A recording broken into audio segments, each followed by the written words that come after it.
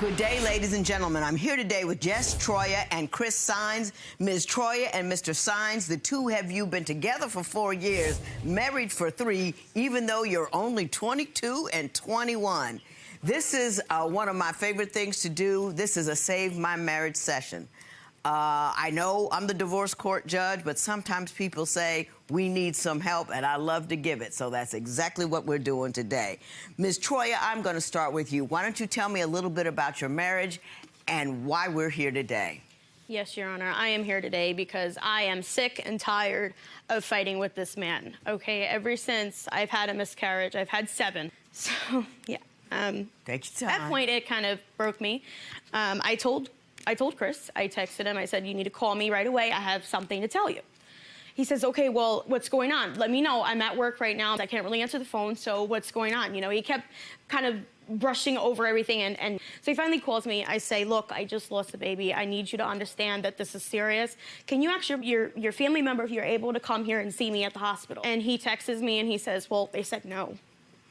And I'm like, well, why did they say no? And they're like, well, you know, they didn't really give an answer. They just said, no, it's not that serious enough, or, oh, it's not Troyer, that. hang on right there. Mr. Sines, yes, how did that conversation go where you said your wife is in the hospital having lost our child? How did that conversation go at work?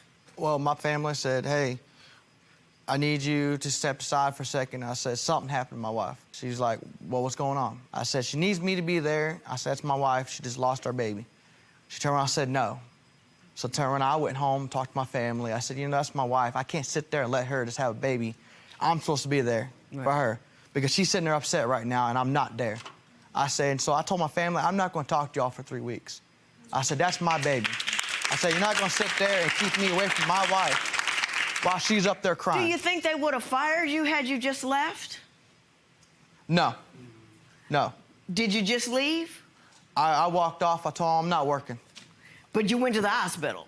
No, they still, I tried to get family members and they all said no. Well, you didn't have transportation? No, not time. What's up with your family? Don't know. No, I don't know. I don't know what the problem is. We were only dating maybe a year, and they just feel like, oh, you're just dating a year, you know, it's not some big deal. I told them, I said, it is a big deal. I said, it's our first baby. I said, it is something to be up there for. I said, it's a miscarriage. I said, I don't know what miscarriage mean to y'all. Yeah. After that, everything just started spiraling out a hill. I posted some things on social media, and one of the family members commented, it's not that serious. And that actually, after that point, I was trying to adopt. And I posted, I went through the process. How old were you? That was a few months ago, so. Let me ask you something, Ms. Troyer. Did you get mad at him about that? I did, because I felt like, you're my husband, you're supposed to be there for me. And even though he was sticking up for me, I just felt like there could have been a little bit more on his part to kind of make it happen. Yeah, yeah. Can I make a suggestion? And I know you're young, and I know you're in a generation that grew up on social media. Something deeply harmful and dark and hurtful is it doesn't belong on Twitter, Instagram, or Facebook. Right. It just doesn't. Yeah. If you got something you want to say to his family, you say it to her family. You do not just, and I know it's that easy, like, I'm going to just express myself. I'm going to let go and tell everybody what a piece of blah, blah, blah, blah, blah they are, but it's not the place to go. That's but right. You know, you're young, just trying to give you a heads up. What happened was I posted that, like you said, don't post it, but... Yeah, I understand. I'm not going to keep messing with you about it because I've already fussed at you. Right. So go ahead. But I posted it on social media, and one of the family members commented and said, well, you don't deserve to be a mother. You don't, you don't deserve this. This is... What? Go ahead. Once she told me about that, I was at work. She says, hey, she was texting me crying, saying, hey, you know, something happened on Facebook. Turned around, she talked to me, said, hey, when your family says something, that really hurt.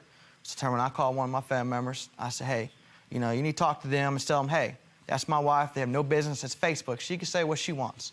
I actually have the proof. Oh, could I see that? Because that's extraordinarily bad. Now, are you comfortable with the manner in which your man comes to his family? Because it looks like to me, every time they come up crooked, and they come up crooked a lot, that he comes and defends his woman. Do you feel that? No, ma'am. In his response? Why not? I actually feel like he's on their side because a lot of times his family member, a certain someone, is always like nagging, like, well, why is she here? She doesn't need to be here. She's not family. And he just kind of knocks it off. Oh, well, she's kidding. Oh, well, she's, don't listen to her. She's just negative. Well, you need to stick up for me because you're my husband and I'm your wife. You're supposed to be there to fight for me. You're supposed to be able to bat for me. And you not batting for me is just making things worse.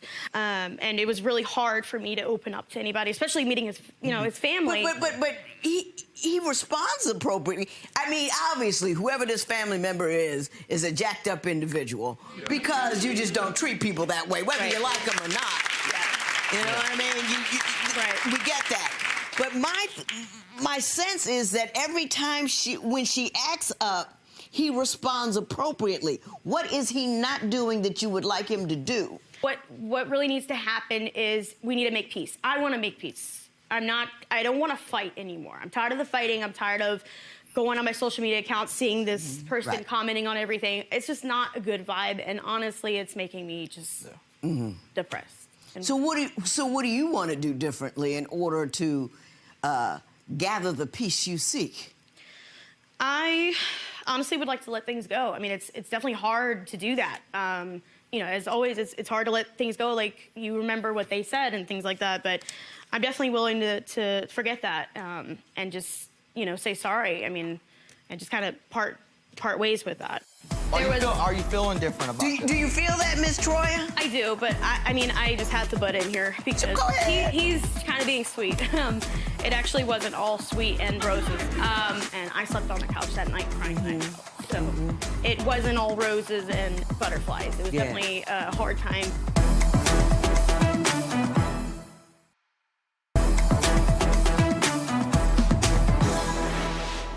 I could die without kids.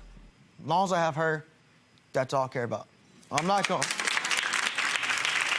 it one more time, because it was so beautiful. Say it one more time. I could die without kids. As long as I have her, that's all I need. I need her support more than anything. As long as she's there to, ask me how you feeling. Are you feeling different about it? Do you feel that, Miss Troya? I do, but I just had to butt in here because he's kind of being sweet. It actually wasn't all sweet and roses. So actually one day I had to call the cops on him because we were living in Tennessee, having a normal conversation, how was your day, this and that, and we got into the kids motion, and I'm like, look, what would you think, how would our kids look? What color eyes would they have? What color hair? Would they be as tall as you? Like, just those kinds of questions that we were asking, and all of a sudden he gets up and he stomps and he goes out the door and he opens the door. He says, well, I hope you guys are happy that everybody has kids here because we don't have any, and just slams the door and stomps into the room and slams the door again. And I slept on the couch that night crying myself. So it wasn't all roses and for me emotionally, and just like the intimacy got worse. Talk about that intimacy. What happened? What occurred there? Well, of course, when you first get married, everything is blossoms, and sex is great. Everybody looking good. But then after the losses, of course, one by one, it started getting harder and harder. I started pushing myself away. I started putting a wall up, and then so just recently we had a breakdown about that. It's very close to null at this point. With that topic. Is it both of you, or it's me more? It's you more. Okay. Because there was actually one time where he was ready for it, and I told him, I said, look, I'm not in the mood emotionally at this point, and he of course got mad at that. Is that because of the atmosphere in the home, or is it because you're afraid you might get pregnant again and then have to go through all of that? Or it could be a combination of that and some other things. Right. What do you think it is? I think it's both. I think it's he don't want me to get pregnant again because, of course, I am high risk. And then also just I don't feel pretty anymore because you're a type of person that when you're a woman, you feel like you need to give that to your husband, you need to give that to your family. And I just wasn't able to do that. And it was hard on me emotionally and physically. I just didn't feel like my body was good enough for him. Ooh, you and I gonna have a conversation about that. So we really, really are. And I actually have proof of the calls I don't have the 89 one, however, I have the 32 Y'all need one. to put down all your devices. All of them. Yeah. And he called me 32 times. Okay, I got it. I know where we are. I got so many things for you. But you also say that she treats you a bit like a child, and Yes, you ma'am. find her controlling ways uncomfortable. Why don't you tell me what she's doing that you find controlling? Well, Your Honor, when I get paid, she sit there, she manage my money. Then when I go out and spend like something, maybe I need some lunch. I'm out of town and my job's 45 minutes away. I need to get something. Turn around, I get a call, and she looks at my account and says, hey, why'd you spend this? Well, why are you getting our food out to eat? She said, it's not healthy. I said, well, I'm not at my shop, so I can't grab lunch at my shop in the refrigerator if I'm 45 minutes out. If I can't leave my job site, I'm at to eat. So when we go out together, I can spend all kinds of money. It don't matter at all. But since when I spend money from my job on my paycheck, it just turns around to an argument about saying, oh, why you spending money, why you this? Your response to that accusation? No. Okay, I'll admit it. I am a little bit mean when it comes to that sort of stuff, which I'm trying to work on. But one day I was at Olive Garden. I told Chris I was going there. He knew where I was going. He knew who I was going with and what time I would be home. So he still texts me and says, hey, where are you at? What are you doing?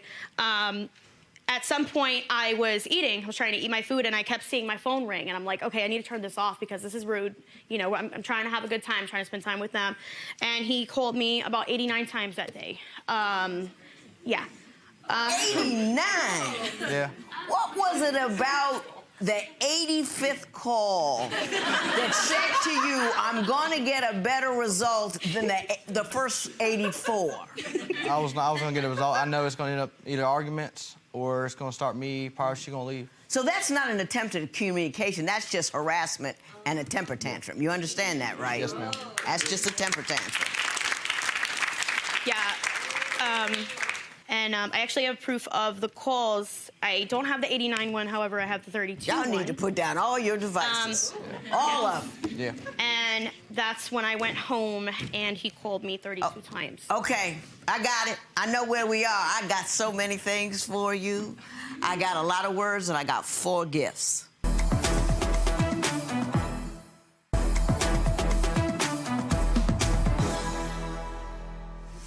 First of all, you're 2 good people. Thank and I don't want you to ever forget that. I don't want you to forget that he loves you. He loves you for who you are and what you are. He fights his family for you. He stays with you. He loves you. He doesn't care about the kids. He wants kids. You want kids. I get that. Right. But you are so awfully, awfully, awfully young. Time goes on, and do you know, I read up about the concerns that you have. You've got another 25 years to have kids. And science is on your side. It keeps improving. So I want you to say, hey, maybe it's not time for the baby yet. Maybe we need to grow up. Maybe we need to get the family together. Maybe we need to be a little bit more mature, and maybe that's when that will happen. So I want you to look at it like that we've been given time to get that marriage together before we had that baby. So that's number one. And I want you to believe that. Your womanhood is not defined by your ability to procreate. Not at all, never, not at all. Gift number 1. This is a book for 20-year-old women. You know what? The relationship part is back here. The rest of it is about what you are, who you are, what you can succeed in, what you can do. I'm going to give that to you as my gift. The next thing I want to say is this. You want to have a better relationship with his family. You said that. I was so impressed by that because that's an extraordinarily mature thing to say. I do. The way to do that is this. Everybody comes in here and says, that's just me, that's who I am. I'm blunt. I'm 100, I'm always 100, all that. That's some crap. Yeah. It's not true. What you are is what you're able to do. If somebody came in here with a gun and put it to your head, you would not be blunt. Yeah. You would not go to 100. You would none of that. So it's just, it's a matter of ability and motivation. You can decide to be the mature one in the room. If you get off that social media completely, don't say, if it isn't sunshine and roses, don't write it down. Because you know, it's just, that's what it is. Exactly. And when you go over to his house, I'm talking to both of y'all, but I'm just kind of concentrating her on a little bit. When you go over to his house, when you go to a circus, you know there are going to be some clowns there, right? That's right. So you two need to come into the situation. Look, huddle. Going over to the family. Right. You know Doris is going to say this. God. You know Barbara's going to say this. We're going to look at each other, touch our hearts. I'm so sorry you feel that way. Oh, you know, whatever it is, compliment them. Go over. Oh, you look beautiful today. Yeah. I like your shoes. Whatever. I like your shoes. Yeah. House looks fabulous. And they'll still be mad for a while, but after a while, when they can't get to you, ain't no fun no more. Now, so the thing that helped you do this is this book. It's called My Mother's Rules about emotional management. I used to be a lunatic. And I used to be angry all the time. I had social anxiety. I was afraid of people. I was afraid to drive. I was afraid to fly. I was afraid to leave the house. I didn't want to get married. I didn't want no kids. You know, they were taking to my psychiatrist here, there, and everywhere. But my mother taught me how to train my brain to feel and believe and to understand in a manner in which I could take my life. This is the second book for you. Thank you. Now, marriage is a difficult thing, even under the best of circumstances. It's hard. You're taking two people with two different attitudes, two different life experiences. You put them in one house, and you gotta say, get it done. Don't nobody teach you nothing. Yeah. Don't nobody tell you how to do it. Don't nobody tell you how to have an argument. Don't nobody tell you how to resolve anything. So I wrote a book about marriage. It tells you how it's gonna teach you how to speak man. It's gonna teach you how to speak woman, because we don't speak the same language at all. That's right. Took me 25 years to figure it out, but I got it there. Those are those three things right there. Last gift I have for you. We have a program here where we can hook you up with aftercare. I think you need someone to help you massage that pain and for you to massage that pain. 7 miscarriages. I can't even get to how that feels. I have no idea. But my gift to the both of you is participation in that, for which we will pay. Will you accept that? Yes. Of course. I wish you both the best of luck. Love on, love well. A baby will come one day, and even if it doesn't, your love will survive. It really, really will. Good luck to both of you. This matter is adjourned.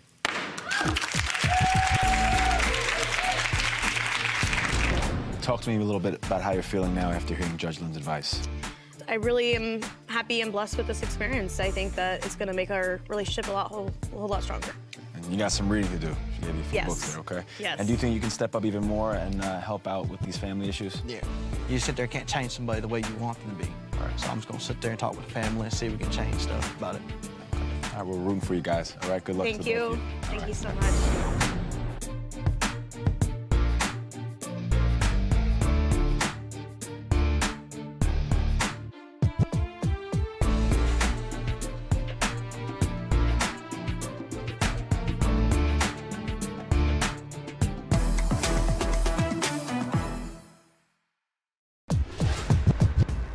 Judge, today's case is not so happy hour.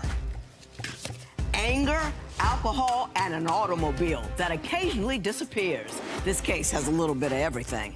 Court is now in session. The Honorable Judge Lynn Toler presiding. Good day, ladies and gentlemen. I'm here today with Erica Epperson and Cornelius Epperson. Mr. and Mrs. Epperson, you have been together for 10 years, married for 10 months, and you were in trouble already. Mrs. Epperson, you are seeking almost $2,000 for rent, and I want to talk about that momentarily, but before we do, Mrs. Epperson, I'm going to start with you. Why don't you tell me a little bit about your marriage and what's gone wrong in that 10 months? Just in a nutshell, I am here because I want to save my marriage. Okay. But I am dealing with the narcissist. He's controlling. He stalks me. He'll take my checks, you know. It's a lot, you know, and just Give me an example of a stalking. Well, okay. Well, literally, it was the time where I needed him to take me somewhere. And he actually said no. So I called for a ride. And he actually followed us all the way where I needed to go just to make sure that's where I was going. Now, Mr. Epperson, did that happen? I believe it did. But it wasn't for stalking, though. Okay, well, why don't you tell me why that occurred? Because for the simple fact, Your Honor, when she gets in the car, she goes places, whatever. So I did follow her. She was drinking. This was at night that she's talking about. It wasn't going to a job.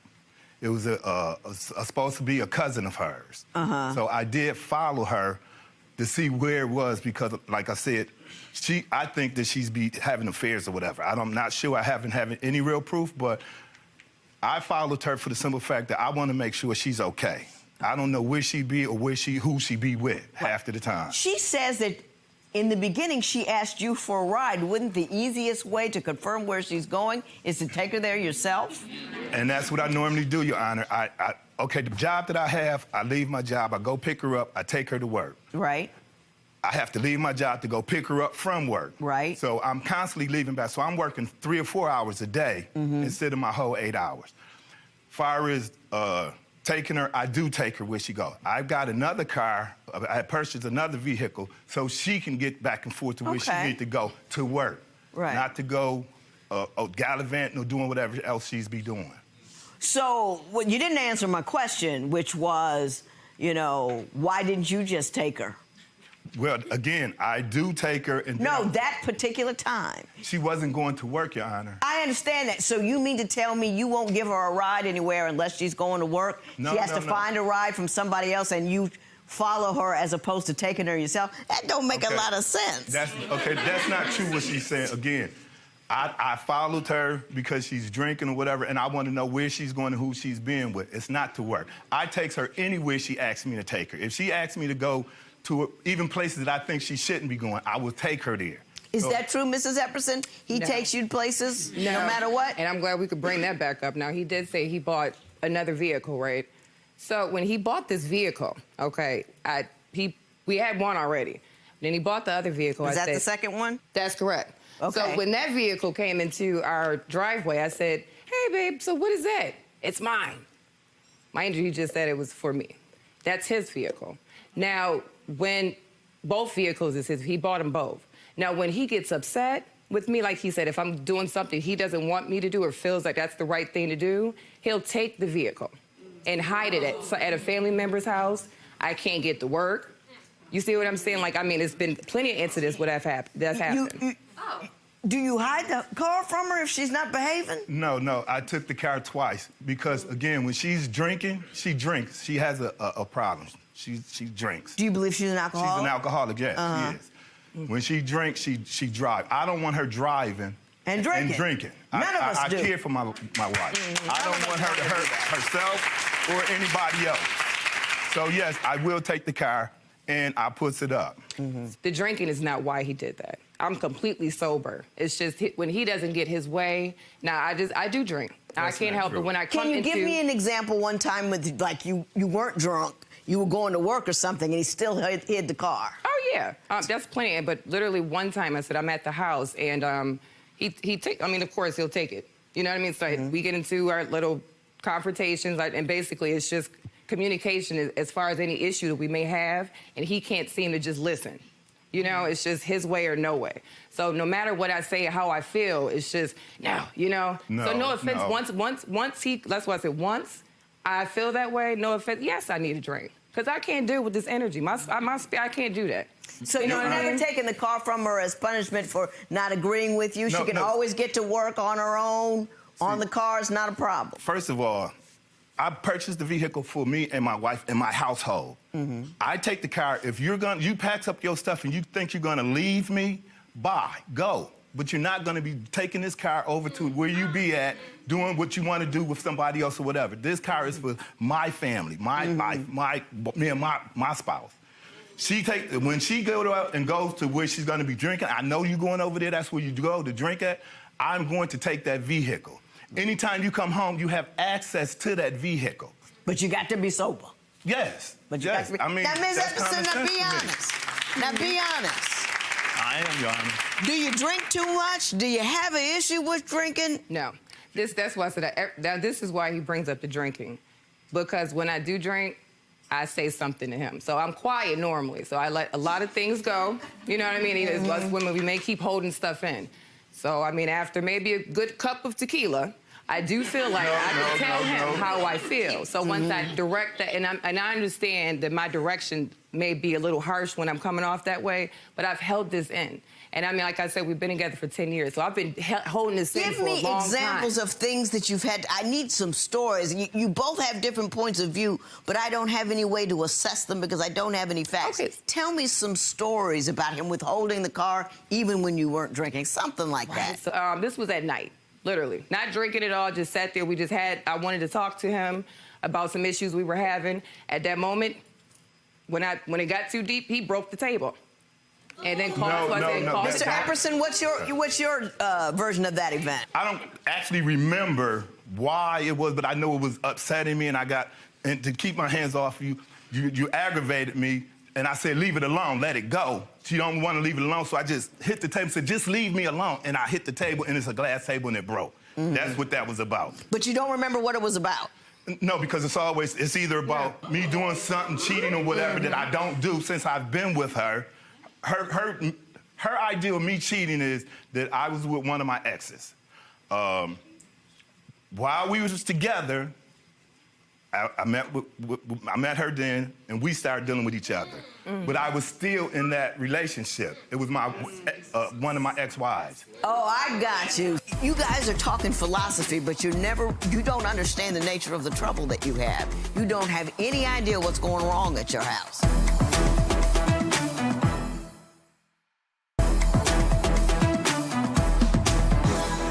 Do you drink too much? No. How often do you drink?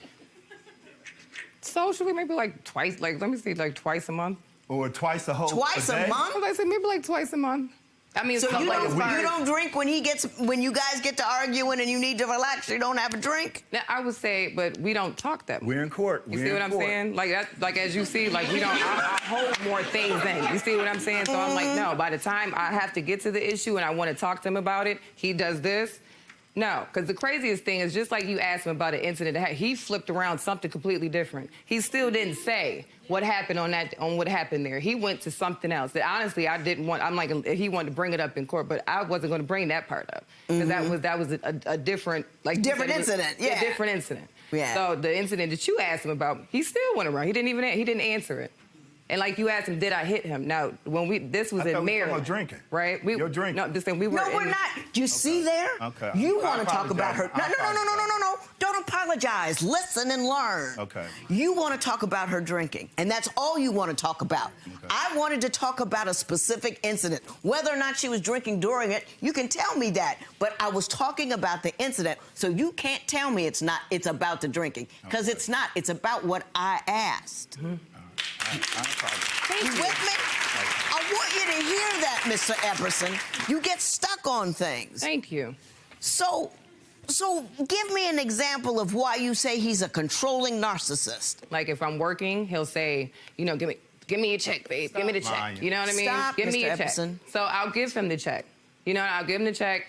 He'll put it in, his account. Once I realized, I said, now, if I want to get my hair done or something like that, it's, I had to do this, or, I had to do this.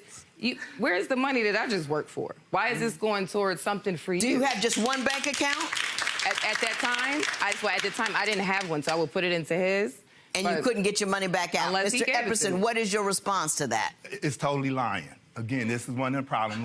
I do not take her checks. A couple of times, she got her check. She came, she said, babe, here. Before the day was over with, where my money at? And I don't spend her money or anything. I give it back because I don't want no issues with it. I'm not that type of person. I get my own money. I do not get her checks. I don't have, and me and her never had a bank account where she put money into my account. Never. So I don't know where all this is coming you're saying from. She's making that up out of whole cloth? That's totally fabricated. Yes, okay. Now that's what's in there. Let me bring up a family member of mine. Let me just put that in there. So that's what I said. Once again, I go out. I picked up a family member, right? I was out. I'm a grown woman. I can stay out. Now, he pulls up behind me and gets out the car and says, oh, this what we doing? This what we doing? Once he realizes it's a family member of mine, he just says, oh, hi, and walks back, gets back to his car and pulls off. Okay, what's your version of that event? That is true. Again, it's the area where she be's at. It's the area where she's drinking and everything. In the vehicle, again. It's always with the drinking. I'm sorry, but that's what my whole issues is. I went by, I seen a guy in the car with her. I came up, they sitting up there, he laid back, rear back, chilling. Okay, you're a married woman, so who is this you chilling with? I came up, again, yes, that's your family member. Okay, it's not a problem, and I'm gone. How are you going to stand here and say all of that negative stuff about him and still stay? I don't understand. You guys are talking philosophy, but you don't understand the nature of the trouble that you have. You don't have any idea what's going wrong at your house. You guys get stuck on, well, if this happens, then I do that. If that happens, then I do this. It's always about the drinking. It's all, you know what I mean? There's a whole lot going wrong here. And first of all, Mr. Epperson, I think you're a rigid and occasionally angry person. Yeah. And I think that on any given day, anybody can have great justification for any kind of anger they want to get into. They just simply have to submit to it. That's what anger is. It's a submission. It's a loss of power. You've allowed your more primitive part of your brain to hijack your more intellectual part of your brain. The cerebral cortex goes to sleep, the amygdala and all that kind of stuff gets up, and you start acting badly. The response to any problem in your home is not hiding cars or breaking tables or putting people out and all that kind of stuff. If you don't like her behavior, you sit down and have a conversation about the behavior that you don't like. If she is unable to change that behavior, then maybe you two ought not be together. But it's never, anger is never the problem. Mrs. Epperson, you've been together 10 years. You've told me some stuff that would make most people run. Right. How are you going to stand here and say all of that negative stuff about him and still stay? I don't understand. Can you tell me something that would allow me to believe that that's a rational choice? Because after everything happens, most of the time he apologizes. Like, I mean, like he'll come back and our proposal was an apology. You know what I mean? Like, technically. I guess, I don't know. I feel like I'm fighting. That's why I'm here. I feel like I'm fighting for something. I'm not sure why. Okay. Excellent point.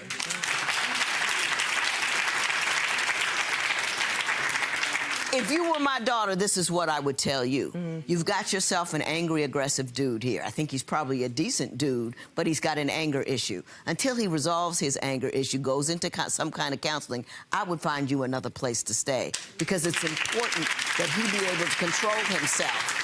I also think you're lying about your drink, and I think you probably drink more than you admit to. I think he's right about that. I think he's pissed about it. I think he's hot about it. I don't think he handles it correctly, but I don't think you are being truthful with yourself about how often you pick up that bottle. And the bottle is not a solution to anything.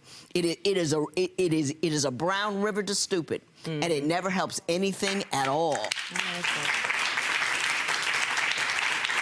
If you're not going to leave each other, I'm begging you both to go into counseling individually and then into counseling as a couple, because you both have to deal with the personal issues you have before you can deal with being together. I'm begging you. Can't make you, but I can beg you.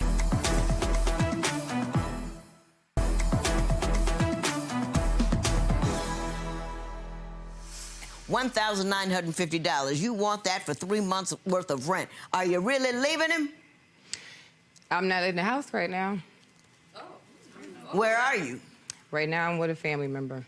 How long you been with a family member? It's been about 3 months. About 3 months. Do you have to pay rent there? I've been paying rent. How much rent do you pay? Well, over there, it's only about $500. $500. You working? Yeah, now I am. Okay. So tell me what else is going on. She told me she had $7,000.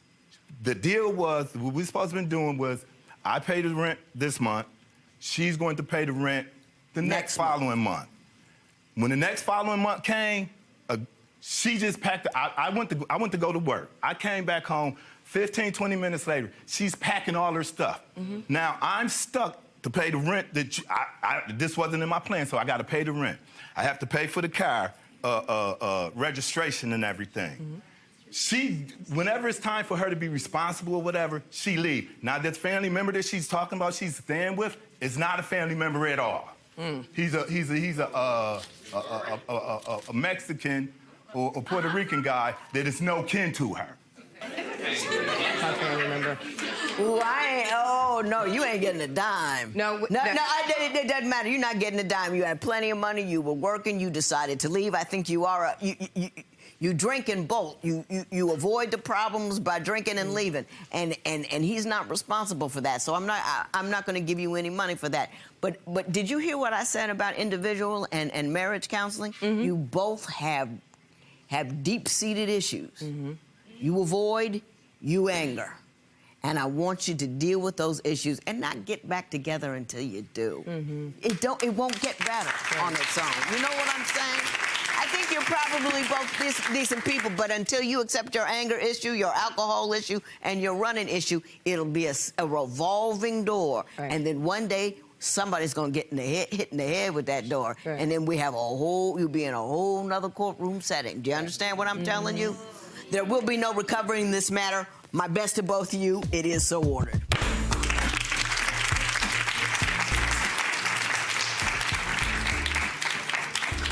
What happens now? Honestly, prayer, and that's why we gotta just see where it goes. She suggested counseling. Will you follow through with that as well? I do want to follow through with that, and I do agree with what she says. I think individually, I thought maybe we should do it together, but I think we both have some issues. We should do it first, and then see how it goes.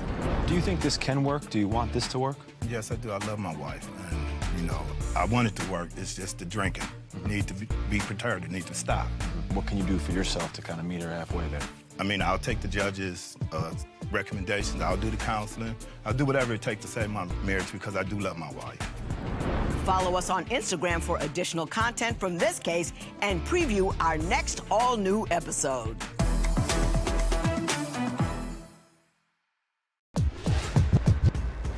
Judge, today's case is maintenance man.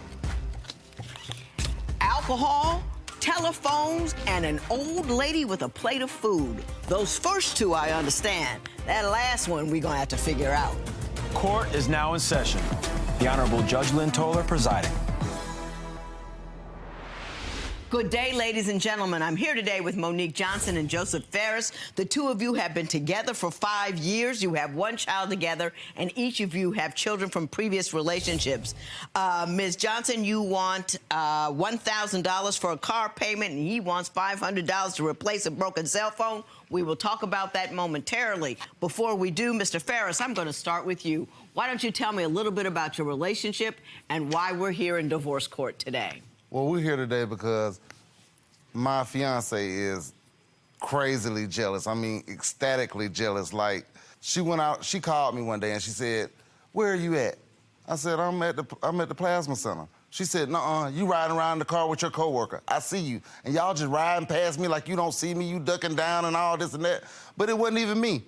It took for her to go to somebody else's house, knock on their door, for her to find out it wasn't me. It was another dude altogether. It was a whole nother dude altogether. Now, Ms. Johnson, did you accuse him of being in a car with... First of all, don't know what your own man looks like, which is sad. But did you really follow another dude to another place trying to catch him with another woman? Yes. And you were wrong? Yes. How'd you blow that call? Well, I felt like he put me in a certain situation for me to feel jealous. How did you do that? Because he's always acting as if he's the perfect person, but he does the phone, Your Honor. He does the phone. What does he do with the phone? He's on it constantly. He sleeps. Who sleeps with their phone? Who goes to the bathroom with their phone? Who showers with their phone? Like, everything with his phone. Like, he'll come home from work. He'll speak to us and the kids. He'll speak to me and the kids, and then go in the bathroom and get on the phone. And be in there for hours.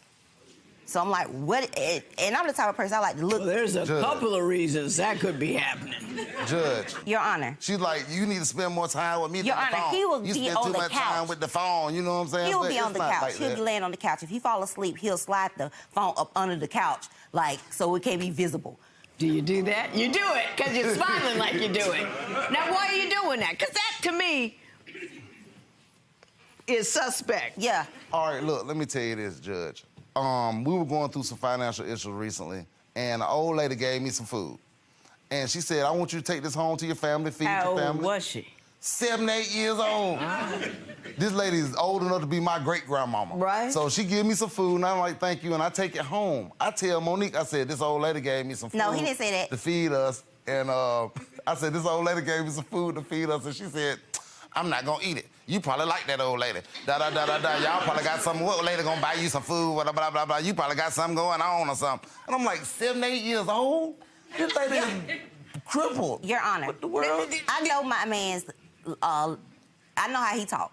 I know Right. his lingo. So Right. when he's talking about something, he's talking about, at first he said, you know, this lady gave me this food or whatever. He didn't say, he pretty much it was like this chick.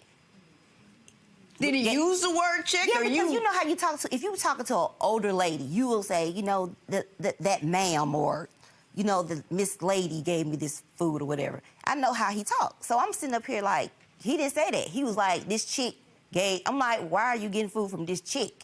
It wasn't like this older lady gave him a peace offering.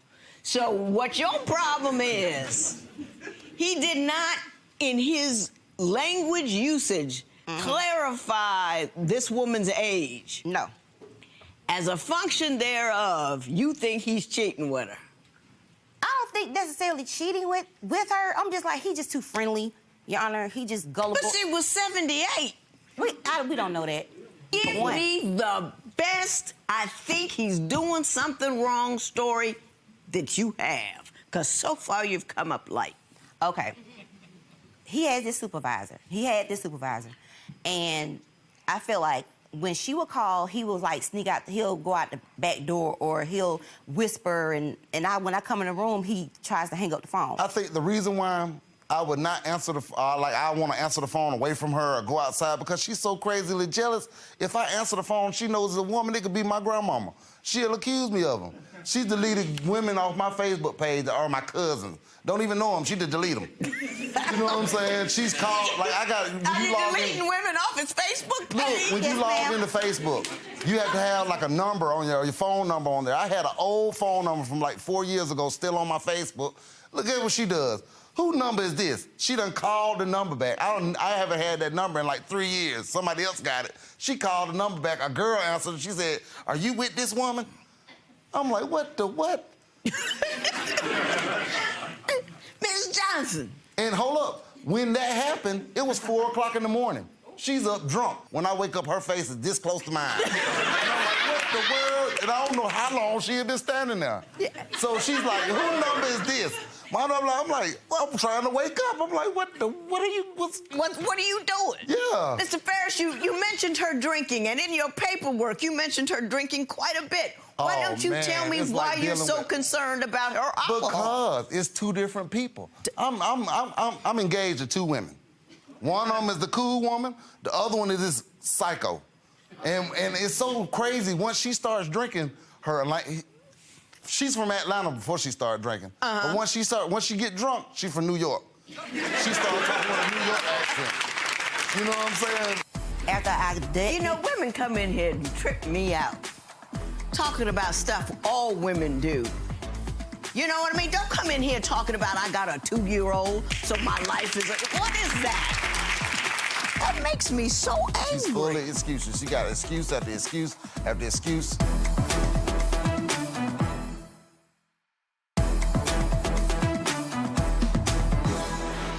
Tell me the most spectacular story you have about her drinking and what that makes her do.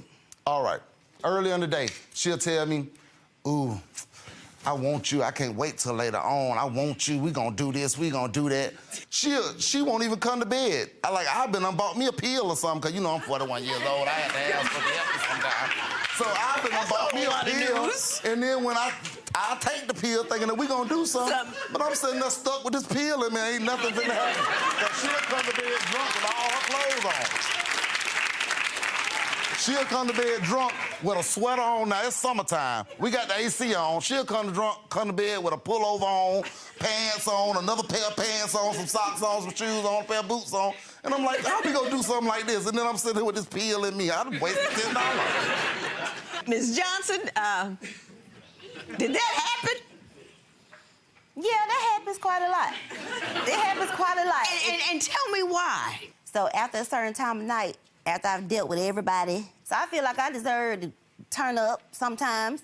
So I turn up, and when I turn up, I turn a little bit too up. When she turn up, I turn down. I'm not excusing it. I always tell her, I said, you don't need to drink this much because I don't see why you drink because you're never happy. You always find reason to be angry when you're drunk. You're always sad when you're drunk. And I said, it's a depressant. I shouldn't have to work so hard and her not do nothing but sit around and drink all the time to do this. Sometimes I get stubborn and I be like, nah, I'm not gonna do this. I'm finna go look out for myself because I don't have nobody else looking out for me to make me happy. So I'm gonna go off and buy me a pair of shoes or something to make me happy. She has to keep a job before she could talk about anything that has something to do with finances if she's not paying it. Okay. Ms. Johnson, are you unable to keep a job because of your alcohol use? I think I'm just drained. I'm drained. Drained from what? From emotional drain. And I have, like I said, I have 3 kids. And my baby is 2. Mm-hmm. And I've been with her 24/7, every day, all day. And I'm an online student. After I did... You know, women come in here and trip me out. Talking about stuff all women do, like it's something fantastic. Listen, I have 4 stepkids, a job at a law firm, did a judicial campaign, and had an 8-month-old. Everybody got fed, everybody got where they were going. I didn't have to get drunk. You know what I mean? Don't come in here talking about I got a 2-year-old, so my life is... What is that? What is that? I don't understand. Cooked, cleaned. She makes more excuses. She makes more excuses than progress, Judge. She's full of excuses. That makes me so angry. She's full of excuses. She got excuse after excuse after excuse. And I've never, ever cheated on her. But guess what? She's cheated on me. But I've never, ever, ever cheated on her. She's never caught me in a situation. Tell me what she did. Well, I was looking on a Facebook page, and a guy was telling her how much he enjoyed their sexual experience. And tell me some of what you're going through because I think I'm missing it. And I don't want to be critical if there's some facts I don't have. When he first got here, I was in a bad place.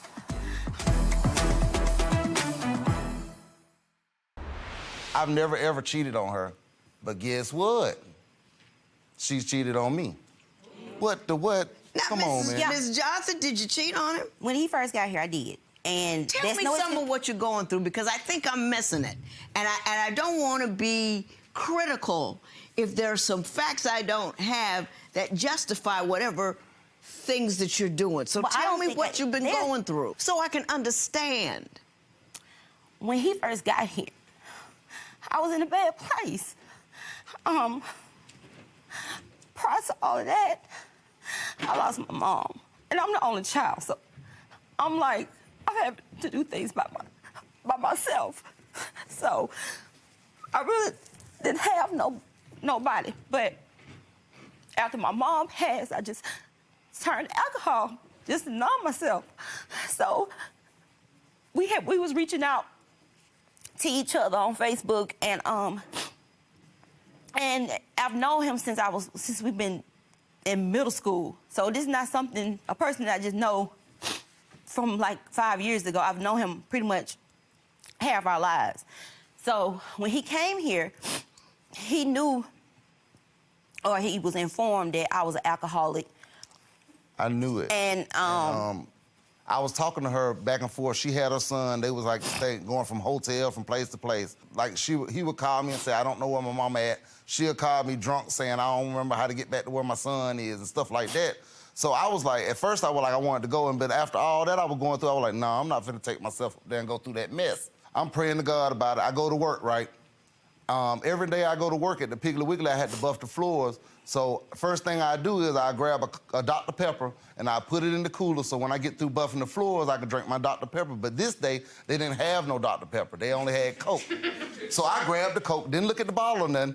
At the same time, I'm thinking about her, and I'm like, I ain't going up that food with that messy chick. I don't know, But I put the Coke in the freezer. I go buff my floors. I'm praying the whole time. I'm like, I'm not going. I shouldn't go. I'm not going. I'm not playing and buffing. So once the buffing was over, I grabbed the Coke, opened the top, drink it, and when I turn it down, I read it, and guess what was on it? What? Monique. So I took a picture of the bottle, and I showed it to her, and I said, God wants me to come, so I'm coming. Wow. So that's how I ended up getting with her. And when I got here, she didn't have her kids. I stressed to her that we had to get them, so we got them back. Because why? Why? Because she was very, very worried every day. She cried every day about her daughter. So, and at the time when we went to get them, she had a hangover and she didn't want to go. But I dragged her and I made her go. She didn't want to go not because she didn't want her kids, but she was scared. Right. So I put Buff into her and said, we're going to get them. And we've had them ever since.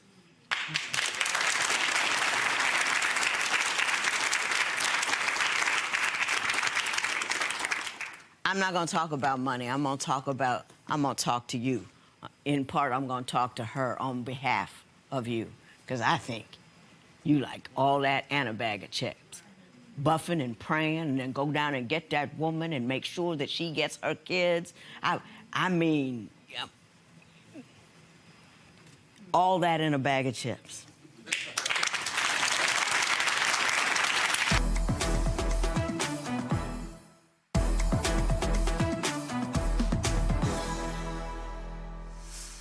I'm not mad, Ms. Johnson. I'm worried.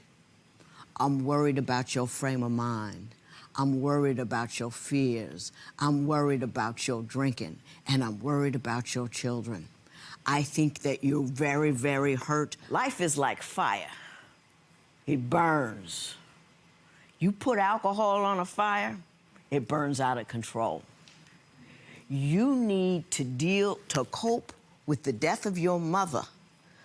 Instead of buying booze, save that money up and go see a counselor, because that's what will fix it. Booze won't fix it. Booze will make all your other problems worse, but they will not stop you from missing your mom. It will not stop you from hurting, and it certainly won't make your economic situation any better. You could have a job. You could support yourself. You could do a lot of things, but what you've chosen to do is to give up every day and give in to the pain that you feel. When my mother was dying, she told me this, because I, in the bed crying, whoa. And she said, you know what, baby? Nobody beats death. We all gotta go. But you beat the game if we die in the right order. If I were to have to bury you, I lose. You're burying me. I did my job, and now I'm moving on. I loved my mother. I love my mother more than anything. I wrote a book about her in 2007. And she's gone now. But I'm okay. I'm okay because I chose to deal with it. It hurts me when I think about it, but I don't live it because it would piss her off. Do you know what I'm saying? Don't not be a mother to your child because your mother is gone. That's not fair. You're going to end up burying her because she doesn't have the right kind of support to grow up into the kind of woman she needs to be to handle your business. Your mother would be outraged if her granddaughter had a drunk mother not taking care of her business. Outraged. Don't do that. Honor her. Take care of that alcoholism. You got a good brother. He's on the phone and entertaining himself because you ain't no fun. He got to do something. He's working, buffing floors, cleaning pipes, and coming home to a woman who's drunk and upset. I ain't mad. I'm just passionate about you leveling up. And it's your job to deal with your distress because it's Because it's your job to be the best mother you can be, and quiet as it kept, keep this dude over here. He loves you. He loves you. Now, I get a lot of dudes in here trifling, no count, not happening, not working. They are cheating. They're having break babies. There's cats on the phone. You're the biggest problem that you have. But the good news is you're the easiest problem for you to solve because you have that power. You can't fix him, you can't fix him, you can't fix me, but you can fix you. And that's what I'm asking you to do. You hear me? Yes, ma'am. There will be no recovery in this matter. It is so ordered.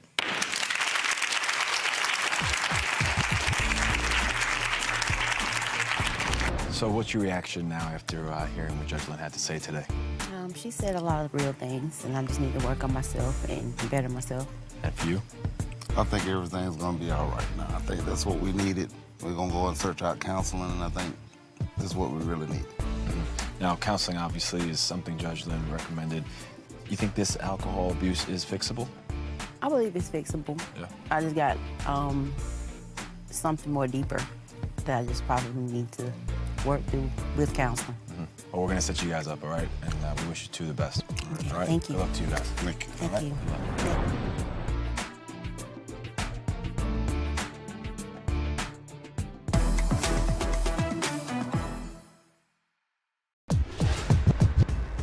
Judge, today's case, straddling the fence. I've got a couple that's been together for 5 years with jealousy issues. Everybody and their mama got an opinion about it. What are you gonna do? Let's just get started. Court is now in session. The Honorable Judge Lynn Toler presiding. Good day, ladies and gentlemen. I'm here today with Alfred Evans and Antonio Gilmore. The two of you have been together for 5 years. You do not, however, want to be together anymore. Mr. Evans, you are suing Mr. Gilmore for $1,500, which consists of 5 months' rent. We will talk about that momentarily. But before we do, I'm going to start with Mr. Gilmore.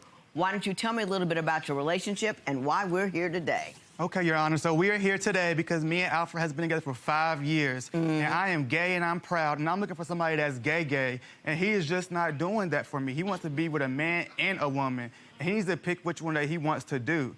Just the other day at the gas station, he saw this tall, light-skinned man walking. And he undressed him with his eyes. And I look at him like, well, what about me? I look just as good as he do. Well, that sounds like a really gay thing to do, though, if he's just dressing a man with his eyes. I mean, but I'm just saying, I mean, the story is like, maybe he's an eye wanderer, but that doesn't mean he isn't gay.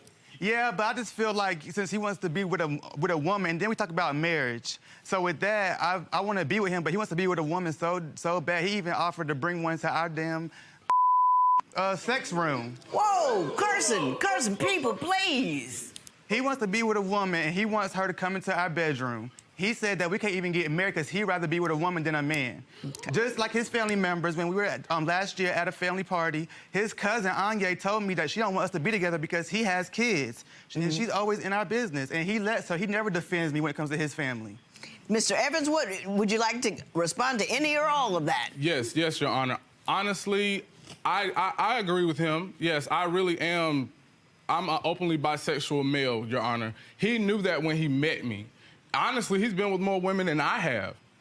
So it's confusing for me because I just, there's things that Antonio does to me, like I don't trust him.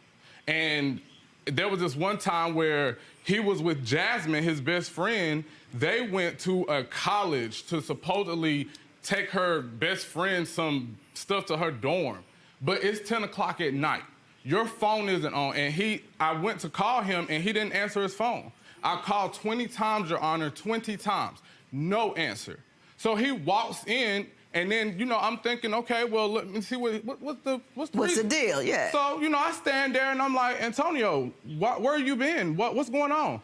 I was with Jasmine, and we was at her friend's dorm. Okay, so why didn't you leave me any notice? He didn't leave me any notice or anything, Your Honor. So I said, okay, well, like, why are you at a dorm at 10 o'clock at night with your phone not working?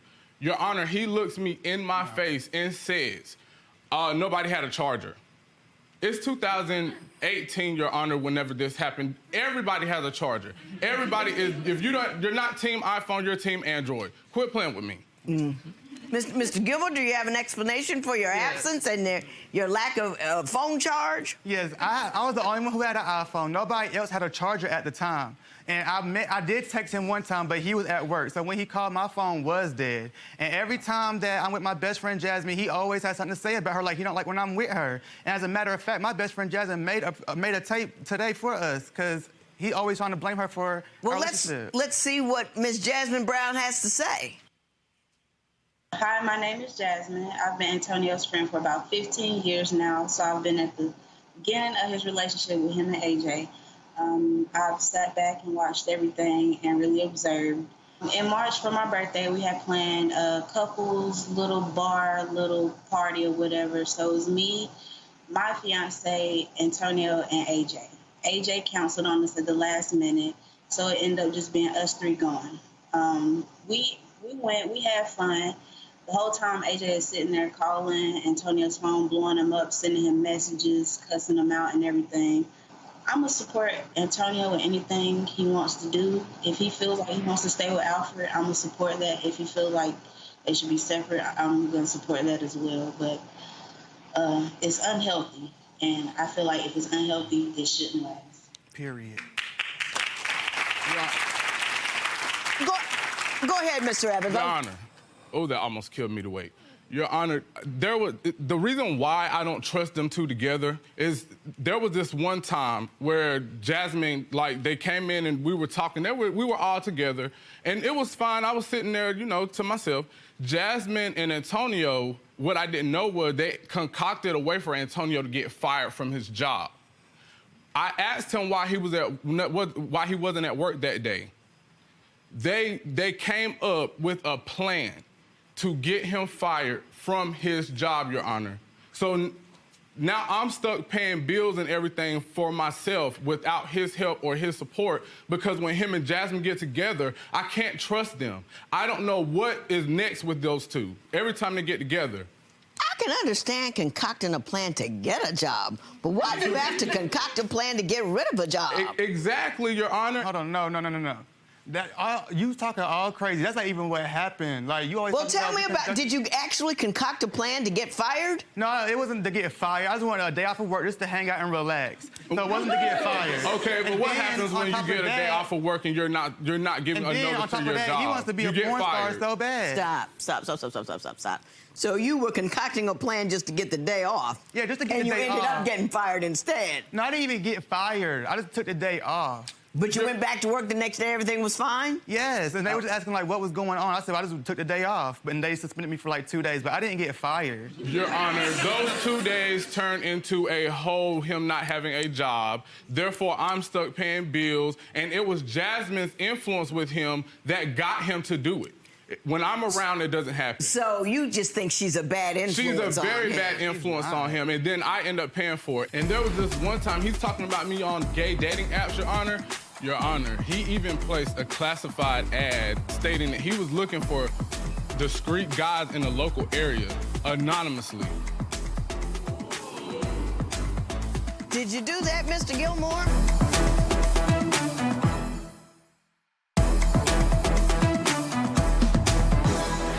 Antonio is like this very, very, very jealous person. So there was this one time at Christmas, we were opening gifts. I look up, and Antonio, instead of being in the moment with us as a family, he has an attitude. So I ask him, what are you mad at? Antonio gets up, I don't care, flipping hair left and right, and I'm like, what's going on? He gets mad, Your Honor, because he didn't get the gift he wanted. My kids, Your Honor, are right here witnessing this at Christmas. Mr. Gilmore, are you misbehaving at Christmas in front of the kids? I was misbehaving, but it wasn't exactly for the reason that he is Your saying. Honor. Hang on, what was the reason? So it's actually all of us, including his baby mama, Monica. We were all there. That year, during Christmas, I didn't have all the money that I could to get the best gifts. So, yeah, I was a little salty when she was able to provide more than I was, and whenever they were sitting down as like a family. And I felt like I was outside in the third wheel. So, yeah, I had a little attitude, and I had a little jealousy going on. Is Anya your the baby mother about whom we are speaking? No, ma'am. Monica is my kid's mother. Anya is my cousin. Do we have Monica here by phone since we're talking about her? Hi, Hello. Monica. Hi. One, I don't have a problem with AJ and Antonio being together, but Antonio needs to mature if he's going to be around my kids. Now, AJ is a great father. He does his very best to put them first, and Antonio just makes it hard. And not too long ago, me and AJ was out school shopping for our kids, and I get a phone call from Antonio saying, haven't you been around my man long enough? Isn't it time to bring him back? I'm like, we're school shopping for our kids. Like, how immature is that? Okay, Ms. Johnson, thank you so much. I appreciate your input. Now, Mr. Gilmore, are you acting a fool in front of the kids, and do you realize that you always have to conduct yourself in a manner that is appropriate because children ought not be exposed to inappropriate conduct? Thank you, Your Honor. Yes, I agree with you, Your Honor. I just feel like sometimes my emotions take the best of me, and I understand that, but, you know... Yeah, but you're a grown man. My understanding, Mr. Gilmore, is that Mr. Evans would like to introduce a woman into your sexual relationship. Is that accurate? That is accurate, and it's not going to happen. Mr. Evans, did you ask him for that? Your Honor, I asked Antonio this in the beginning of our relationship. It was something that was almost like, okay, hey, if we get together, then yes, we can do that. So he went from that and then turned into a whole nother situation when we actually got together. And there was this one time, he's talking about me on gay dating apps, Your Honor. Your Honor, he even placed a classified ad stating that he was looking for discreet guys in the local area anonymously. Did you do that, Mr. Gilmore? I did do that. Exactly, but I'm wrong. I did that was because I was saying that I was bored, and he had his before I even did any of that. Y'all gotta watch your language. We trying to air this in the daytime. My Lord. You got impulse control problems. You need to get it together. Is by himself. I'm like, why are you by yourself? He said, you already know, Tony mad because I went to go get you a burger. So I'm like, okay, what's the deal with that? Did he get mad because he went to get her a burger?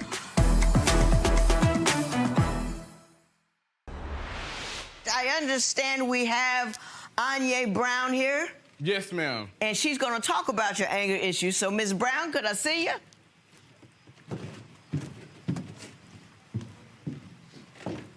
Good day, Ms. Brown. How are you? Good. How are you, Your Honor?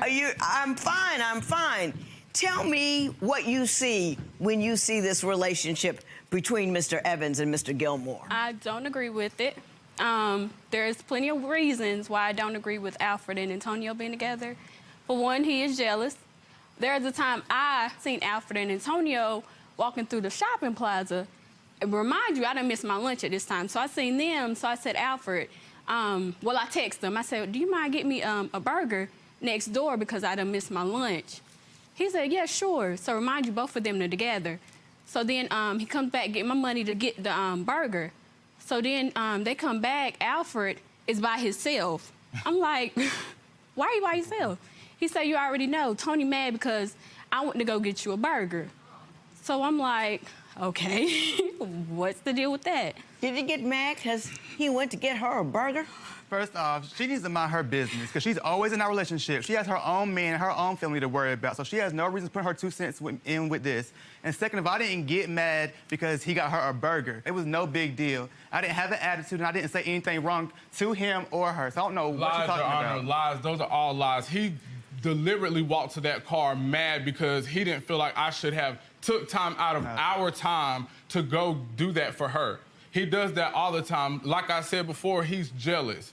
He even gets mad, Your Honor, if I go and I hang with my friends and we're not even doing anything out of the ordinary, just relaxing and chilling. If I'm away from him 10, 15 minutes, Antonio picks up the phone, he'll call me, he's cussing me out, he's acting a fool, he even pops up on us. And on Halloween with Anya, she was there. She can attest to it. We went to a haunted maze on Halloween.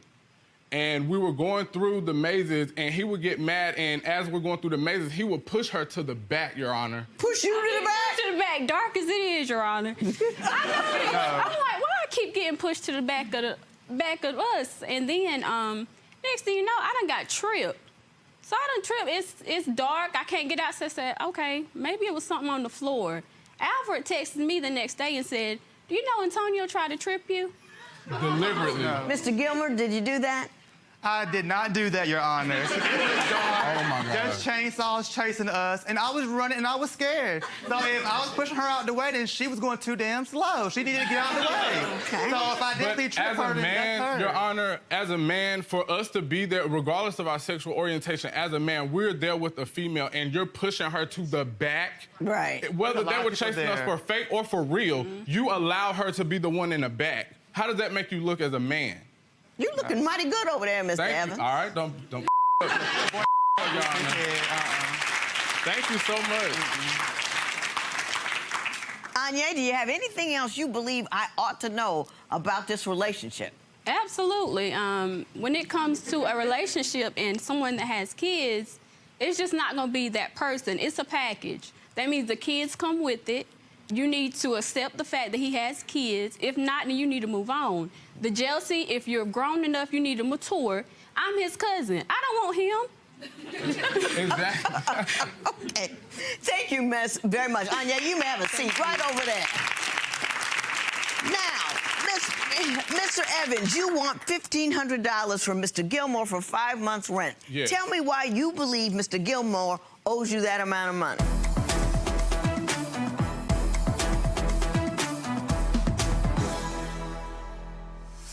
Now, tell me about the $1,500, though. When we moved out together, we made an arrangement that everything was going to be split in half. But as usual, I'm always doing the responsibilities. So there was this one incident where Antonio had his car repoed. So and then I'm thinking, okay, well, I feel bad. You got to get to work. I'll give you $1,500 to go to the dealership and put a down payment on another car. Straight like that. He goes down there, he gets this car, Your Honor. I ain't seen that 1,500 since. Did you make a loan or a repayment plan? Did you talk about getting the money back? Yes, ma'am. Like I told him, anytime you get any extra money, all you have to do is put it to the side and give it to me. I don't even need the whole $1,500. I just wanted to see that he was going to be responsible enough to actually pay it back. And how long ago was that? This was 2 years ago, Your 2 years Honor. ago. And how much did you get back? Not a dime, not 1 red cent. Mr. Gilmore, what is your version of that event? So, yes, my car did get repoed one night, and I was upset, and I was crying. So he told me that the next day, he was going to put a down payment on another car for me. Well, he didn't have to do that. I didn't ask him to do that. He offered to do that. Your Honor, he didn't stop me. No, so he could have just went and got my car at the impound, which is way less than $1,500. He didn't want to do that. He wanted to be big balling and get his man a car. So, therefore, I don't owe him nothing Did he back. discuss getting the money back, or you repaying him? Later on, he told me that, oh, you owe me this money back. But he was never being serious. He was always just joking about it. And then our money is our money. I done bought him a lot of stuff that's probably over $1,500. So a little car that's $1,500, he doesn't need that back. He got that back with stuff that I done paid for him and gave him. I got you. I understand what's going on here. Mr. Evans, you need to kick Mr. Gilmore to the curb. The whole curb. I mean, to the entire curb. The whole curb. And let me tell you something. You're a good dude. You're trying to do the right things with your kids. You're there. You're active. You're a good parent. You discipline. You care. You love. You show up. The worst thing you can do for a kid is put them in an unstable environment. If you've got a resident 2-year-old here who loses his mind every time he doesn't get exactly what he wants, the way he wants it, he doesn't even have the ability, even if there's something he has the right to be angry about. When you go to a preschooler's little play or get-together or cabaret or whatever the 5-year-olds are doing, you behave like a grown man. You just act like you got some sense. You suck it up so the kids have an opportunity. If he is unable to do that in such a clearly inappropriate place, he ain't the man for you. I would have loved to given you $1,500. Would have enjoyed it, because I think this guy is wrong. But I can't, so I won't. There will be no recovery in this matter. It is so ordered. I don't know how Judge Lynn feels. She says you shouldn't be with this guy anymore. Exactly. You agree with her? I actually agree with her. I think it's time for me to, like she said, kick him to the curb. And when I say curb, I mean the whole curb. Yeah, but what was the breaking point? The fact that I had the information from Judge Toler that said, you know, hey, he shouldn't be around my kids anymore with the way he acts, and I feel the exact same. Do you think he will get the message and you guys will part ways, or? I'm gonna be willing to see if he would change, but if he doesn't, then it's time to let it go.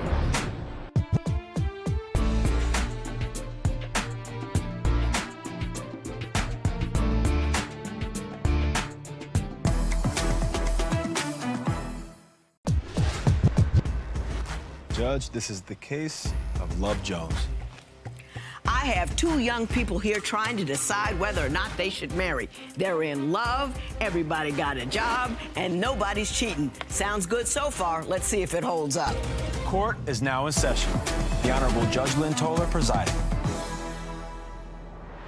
Good day, ladies and gentlemen. I'm here today with Nakia Hamilton and Devon Johnson. The two of you have been together for a year and a half. You've been engaged for the last 9 months. You love each other, but you're not quite sure if you should jump the broom, as they say, so you've come to me for a before your vows session. I gave you my compatibility test, and you gave me your marriage license with permission to tear it up should I think your union is ill-advised. Ms. Hamilton, I'm going to start with you. Why don't you tell me why you love him, but why you're not so sure marriage is the right thing? Well, when me and Devin first got together, I thought he was the man of my dreams. But the longer we've been together, I'm starting to see that we want different things. Okay. For one, Devin is very impatient. Well, it was one time we were in a drive-thru. Now, the line is like 20 cars long, and 20 cars long all around the corner, and the car moves up, the line moves up one space. Devin's all out the window, honking on the horn, yelling at the other driver, move, move, you're an idiot, move up, you're wasting my time. He's just so impatient. Mr. Johnson, are you impatient? Yes, ma'am, I am. And some people are. I'm impatient. Do you think it gets in the way of your doing things successfully? Negative. Because I have a life. We don't have time to just go regain. So, of course, I'm like, you know what? Things need to move with consistency. Things need to move a little faster. Okay, yes, I was in line. I also had work to go to that day. Some dudes texting in line. I'm like, move forward. But that ain't the only thing that makes me impatient. You tell me what else makes you impatient? She moves too damn slow. She moves too slow? Yes, ma'am. Now, give me some examples of the things she does too slowly. Okay, we'll go to food for less. We'll have a whole list written out. I go in there with the mission. Look, we about to go get all these things. Get in and get out. I'm not trying to stay here. Right. So her whole thing is, okay, baby, let's get in, let's get this list. She want to get in and look at everything and let me get this too. I think we need some salt. I'm like, is that on the list? No, let's get what's on the list. Because why? I gotta go to work. You know what I'm saying? Now, are you dilly-dallying in the store while this man is trying to get to work? All the time that he has to go to work. The thing is, Devin will do things like, he's just very impatient. He'll do things like we'd be in the checkout line and he'd go one by one to each person and ask them, can we go in front of them? And let somebody tell Devin that, and let somebody tell Devin no. He'd go to a whole nother checkout line and start from the back. Can we go next? We only got 2 things. Can we go next? We only got 2 things. And no. I mean, he's just impatient. It ain't me. Mr. Johnson, do you do that? I can't even price check when I go in the store. Sometimes, but look, all I'm saying is when we're in a situation like that, oftentimes it's an urgent situation. Now, I don't know what she finds as urgent. I find life to be urgent. Like I said, work. I work 2 jobs. I do free phones. And I got to get to the field because I work whenever I want to work. But whenever I have her on my clock, it seems like we got 2 days to just waste. I don't have time to waste. So, yes, I'm very impatient. My man over here is urgent. He's trying to get his dollar on. He's trying to make it. He's trying to shake it. He's trying to bake it. Are you slowing him down? No, I'm not slowing him down. Devin just very impatient. He's so impatient that he even wrecked my car. Tell me what happened then.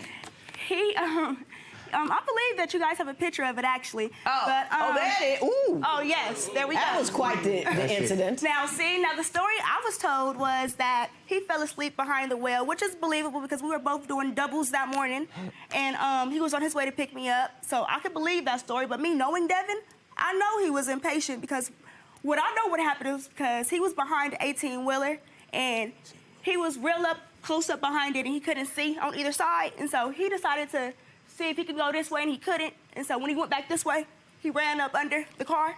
So that's what I believe that happened. He told me he fell asleep, but I know Devin is just very impatient, so. So, Mr. Johnson, what did happen during the accident? First of all, it was a 12-wheeler. Okay. That was a 12, U-Haul. he was up under it. Okay. I was one exit away from her, picking her up from work. I accidentally fell asleep behind the wheel. I wasn't rushing. I fell asleep behind the wheel, trying to pick you up from work. And then I accidentally crashed the car. I was nervous, I can't lie. Something about a woman that'll make a man nervous. So I called her. I said, baby, listen, I'm sorry. I crashed your car. I'm over here on the freeway. And she was like, oh my God, I left my Belmont bucks in there. You made me miss the auction. Oh my God. Belmont bucks? Yes. That's where I used to work. Oh. Yeah, she works for a caregiving agency named Belmont. Okay, and I got you. They was doing an auction. They would give her Belmont bucks. So she was sitting up here hollering at me about some Belmont bucks. When you were just in an I just got out of a car accident. You made me miss the auction. They had good stuff that day. Okay, my father told me that if you ever feel the need to get aggressive with a woman, walk away. Everywhere you go, something gets broken. That's false, Your Honor. Because listen, I have a reason for all of these. Did you run a forklift into something? Correct. The second time, no.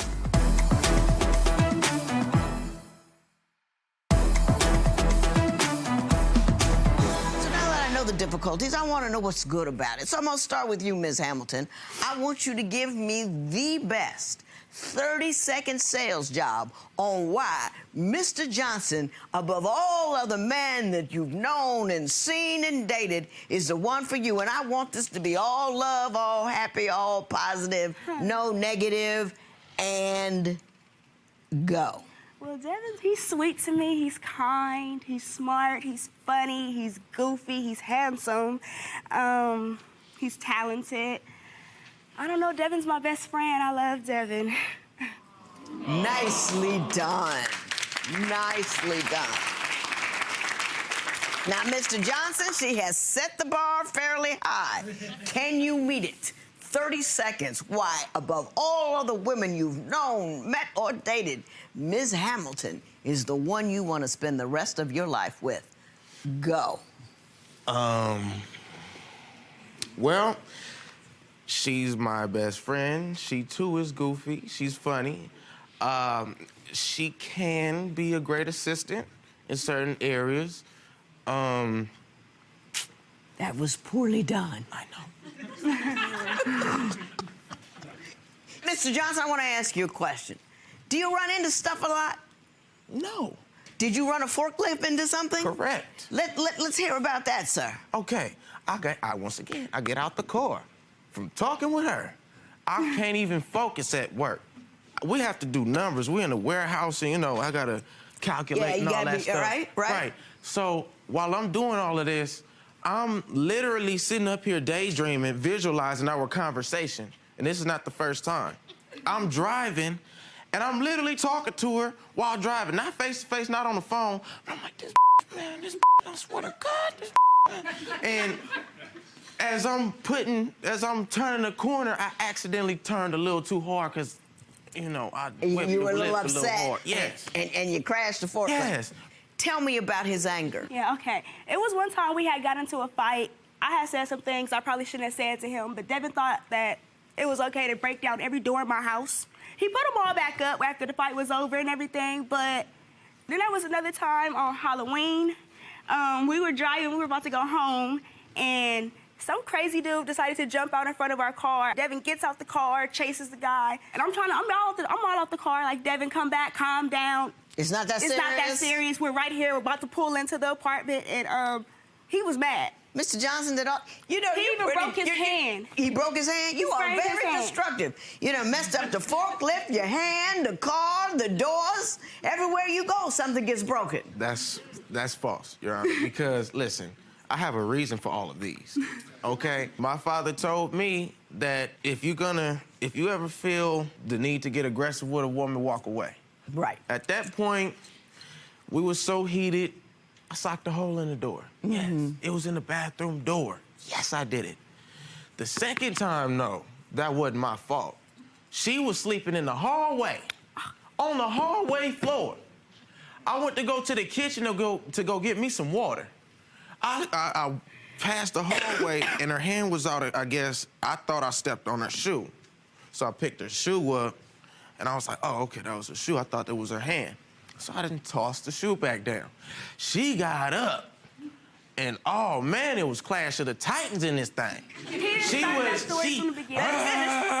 Debbie, you stepped on my hand, and you knew I was sleeping here. I said, why the hell are you even sleeping in the hallway? Why were you sleeping in the hallway? We had just moved into the apartment. We didn't have no furniture yet. We was having some type of petty argument, and Devin made me mad, so I went to go sleep in the hallway. And then how often do the two of you argue? All the time. It's always about something petty, something very small. We never have big arguments about anything major. The second time we got into it, I got so mad, I almost wanted to knock her out with a Tyson punch, all the way back here to the front. And I'm telling you, I had to leave the house and go to her mama and ask her what's wrong with her. In fact, well, I'm glad you left. Thank you for that. I mean, I'm glad, and thank your father for me, too, about telling you about when you feel like you might need to put hands on, legs out the door first, because that's the way to go. That's the way to go.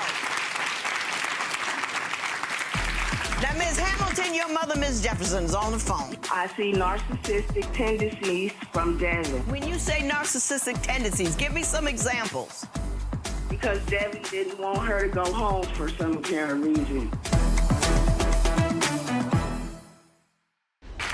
Now, Ms. Hamilton, your mother, Ms. Jefferson, is on the phone. Yes, and I want to see what her opinion is of this union. Mrs. Jefferson, how are you? I'm good, thank you. Oh, you looking serious in that picture. Mrs. Jefferson, when you look at this union between your daughter and Mr. Johnson, what do you see, and do you believe they ought to get married? Maybe in the future, but not at this time. They're both too young. They're still in the learning stages of a relationship. They're good for each other. I see narcissistic tendencies from Devin. When you say narcissistic tendencies, give me some examples. When they moved into their apartment for the first few days, Nikia was here with me. Because Devin didn't want her to go home for some apparent reason. That's emotional control. Mrs. Jefferson, thank you so much for your insight and for calling in. I appreciate it. Thank you.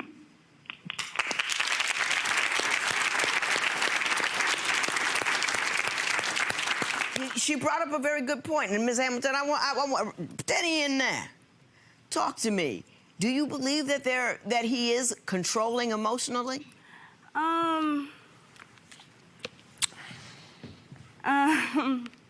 That's a yes. Why? Well, okay, basically just like for the reason that she has said when we were moving into our apartment, we had just moved in. We only been there for like a week or so now. Devin didn't want to give me keys to my apartment, but I paid half of the move-in. And I felt like that was kind of controlling. Why didn't you want to give her keys? Okay, Your Honor. We had already agreed before even moving in, we were going to take a week apart. Devin wanted that week apart. I told her that. She said, okay, we can do it. There's an agreement I agreed on that because there. of him. I told him I wanted to go home. I don't want to stay at my mother's house. Anyway, like I said, before we moved in, forgive me, before we moved in, we had agreed we would take a week apart. Because you weren't getting along? We weren't getting along. She called, I'm at work. I call her, babe, how you doing? Then she hits me with, Devin, did you leave a lighter here? No. Oh. I ain't got no lighter. Like, on the phone. Now, I don't have a lighter. A lighter. To light something, to smoke something. She's pissed off at me while I'm at work. Did and you got the call nerve to him say at that. work about a lighter? No, Yes, he called she did. me while he and was then at she work. blocked And my number that was after work. Okay, let me tell the story. Let me tell my version of the story. Go ahead. Because what happened was, he called me while he was at work, and he didn't leave me a lighter, and I gave him this little petty attitude or whatever. But the thing was, he hung up in my face, and that made me mad, so I blocked him. And then once I blocked him, that was that. He was mad after I blocked And that him. ain't the first time we done hung up in each other's face. No, I can't hang up in your face. When I hang up in his face, it's a whole issue. She's It's a done whole it before, ordeal. though. But it's I ain't okay never to hang blocked up her. in my face. I ain't never blocked her. I wasn't unblocked before. I was blocked was before sleeping in the that. same bed. You knew exactly where I was at. blocked We for was 4 days. we was at the So same the house. question is, why you blocking me? It doesn't matter. Ms. You was blocked. Hamilton, And you Mr. can reach me on Johnson? Facebook. I am about to speak.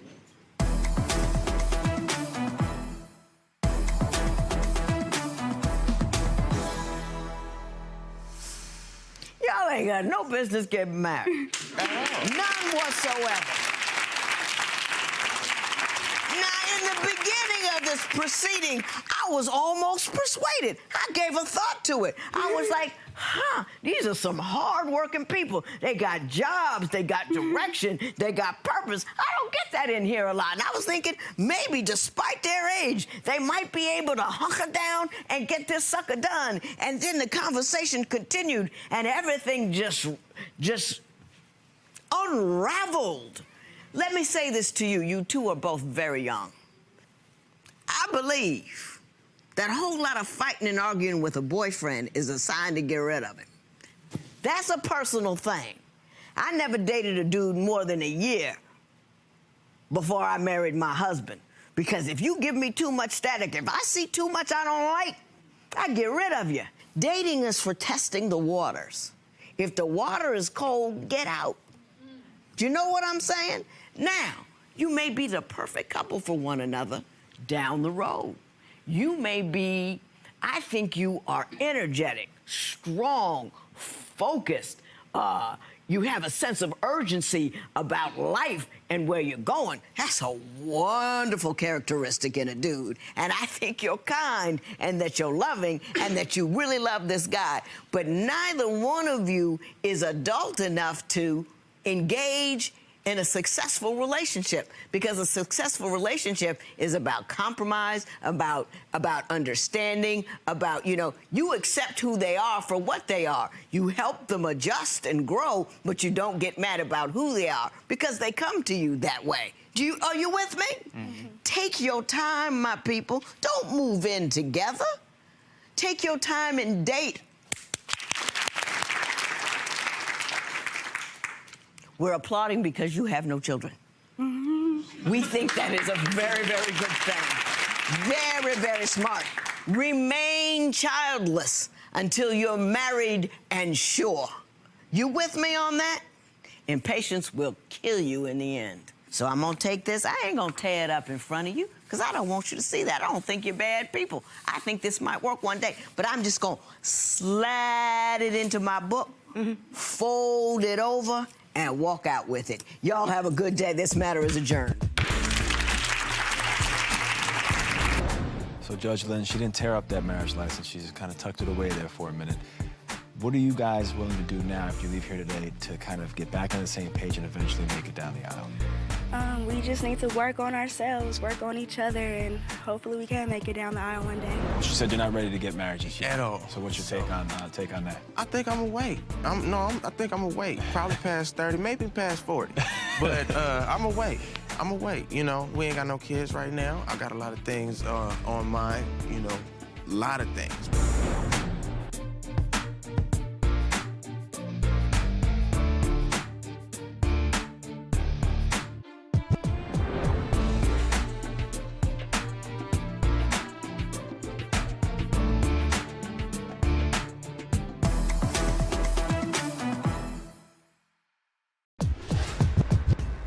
Judge, today's case, against all odds. He's gambling, she's fussing, and they got kids in the house. Let me see if I can turn down that noise. Court is now in session. The Honorable Judge Lynn Toler presiding. Good day, ladies and gentlemen. I'm here today with Roderick Payne and Autumn Buckles. The two of you have been together for 5 years, and you have a set of 2-year-old twins. Mr. Payne is here to get from Ms. Buckles $2,000 for clothes that she destroyed when she put mustard, ketchup, and bleach on them. So we're going to get to that momentarily, but before we do, Mrs. Buckles, I'll start with you. Why don't you tell me a little bit about your relationship and why we're here today? Well, Your Honor, I've been with him for 5 years.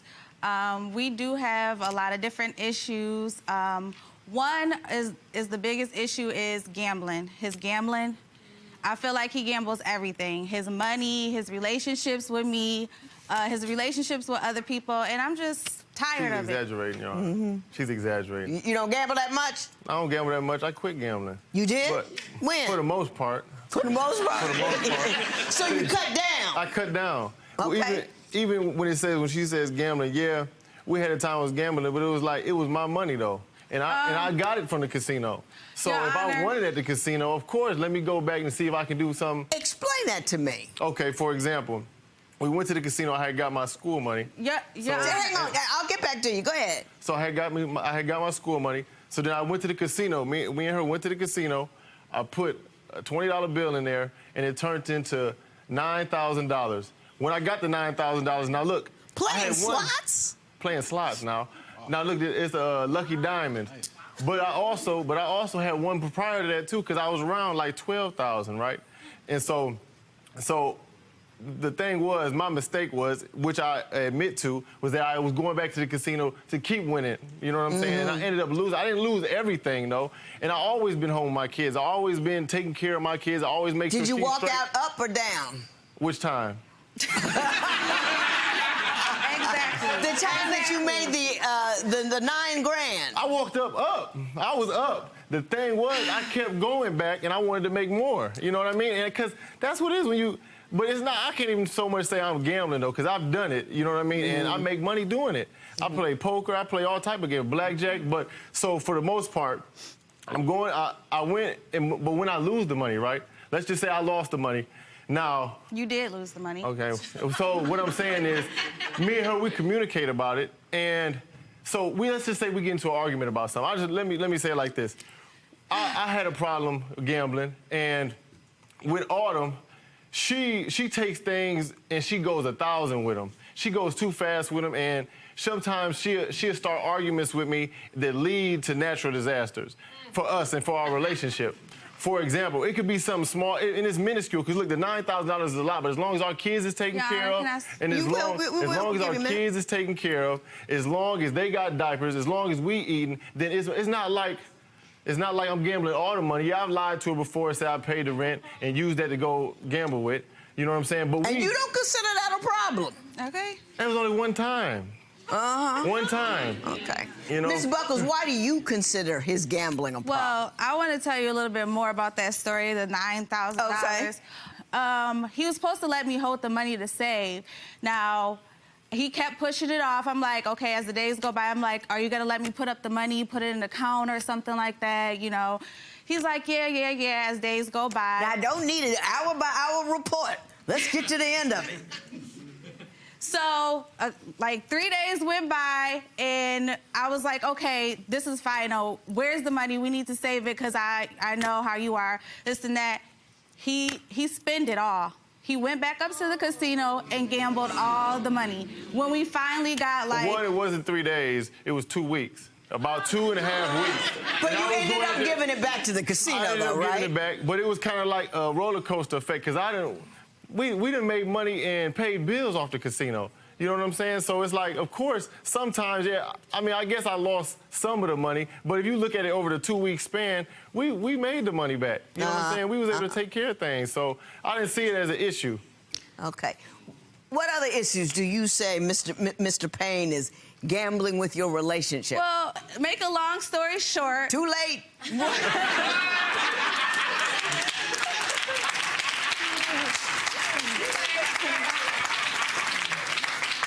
One day, he acts like he's getting ready for work. He acts like he's getting ready for work, and, you know, he kissed me goodbye like normal and this and that, but he had been acting distant all day, so something didn't sit right with me. So I checked his on my laptop, I checked his Facebook, and in his messages, it said that he was basically going to do a show. So he was acting like he was going to work. He was actually going to do a show. And so I just did some more snooping, and I seen one of his friends on Facebook Live. He's all at the strip club performing with naked girls walking around. Your when Honor, he played, Your Honor. Mr. Payne, respond to that. I have to do that, Your Honor, because I was in the music industry before I met her. And so when it comes to rap music and different things like that, that was my passion, and that was the way that I was I seen the bigger picture. At some point, I was gonna make money for us. So I have to lie to her about things sometimes, because if I don't, I'm not gonna be able to get out of there. But the thing is, she done did some things too now. Cause to give you an example, one time, cause she thought when I was leaving, she didn't know if I was being because I would be going to the studio, and because she caught me in lies multiple times, she thought that I might have been cheating on her, which I have never done in our entire 5 years. Let me put that out there. I have never cheated on her. But one time, she texted me from a Text Now number, right? And acted like she was some female. I looked What's at a Text Now number? It's a private number, but I'm looking at the number like, who is this? And she act like she's some female to try to catch me up. Oh, and that's what he was conversating. I was conversating. I came back in the house, looked right at her. She's fumbling with the phone. I'm like, Autumn, is this you? You know? So on a lot of different things, she tried to create the problem. She creates the problem and then get mad when I react to it. So it's like you text me from this number, acting like a female. I don't know who you is, and because I'm having conversation with you, you're caught doing something wrong. Now, Ms. Brooks, did you fake a phone call conversation from another woman? And what was he saying? It was basic conversation. It wasn't anything for me to worry about, but... Exactly. Let me ask you this, Mr. Payne. Are you working right now? Yeah, I'm working right now. Are you working a steady job? I'm working a steady job right now. How long have you been working a steady job? 14 days. About 14 days.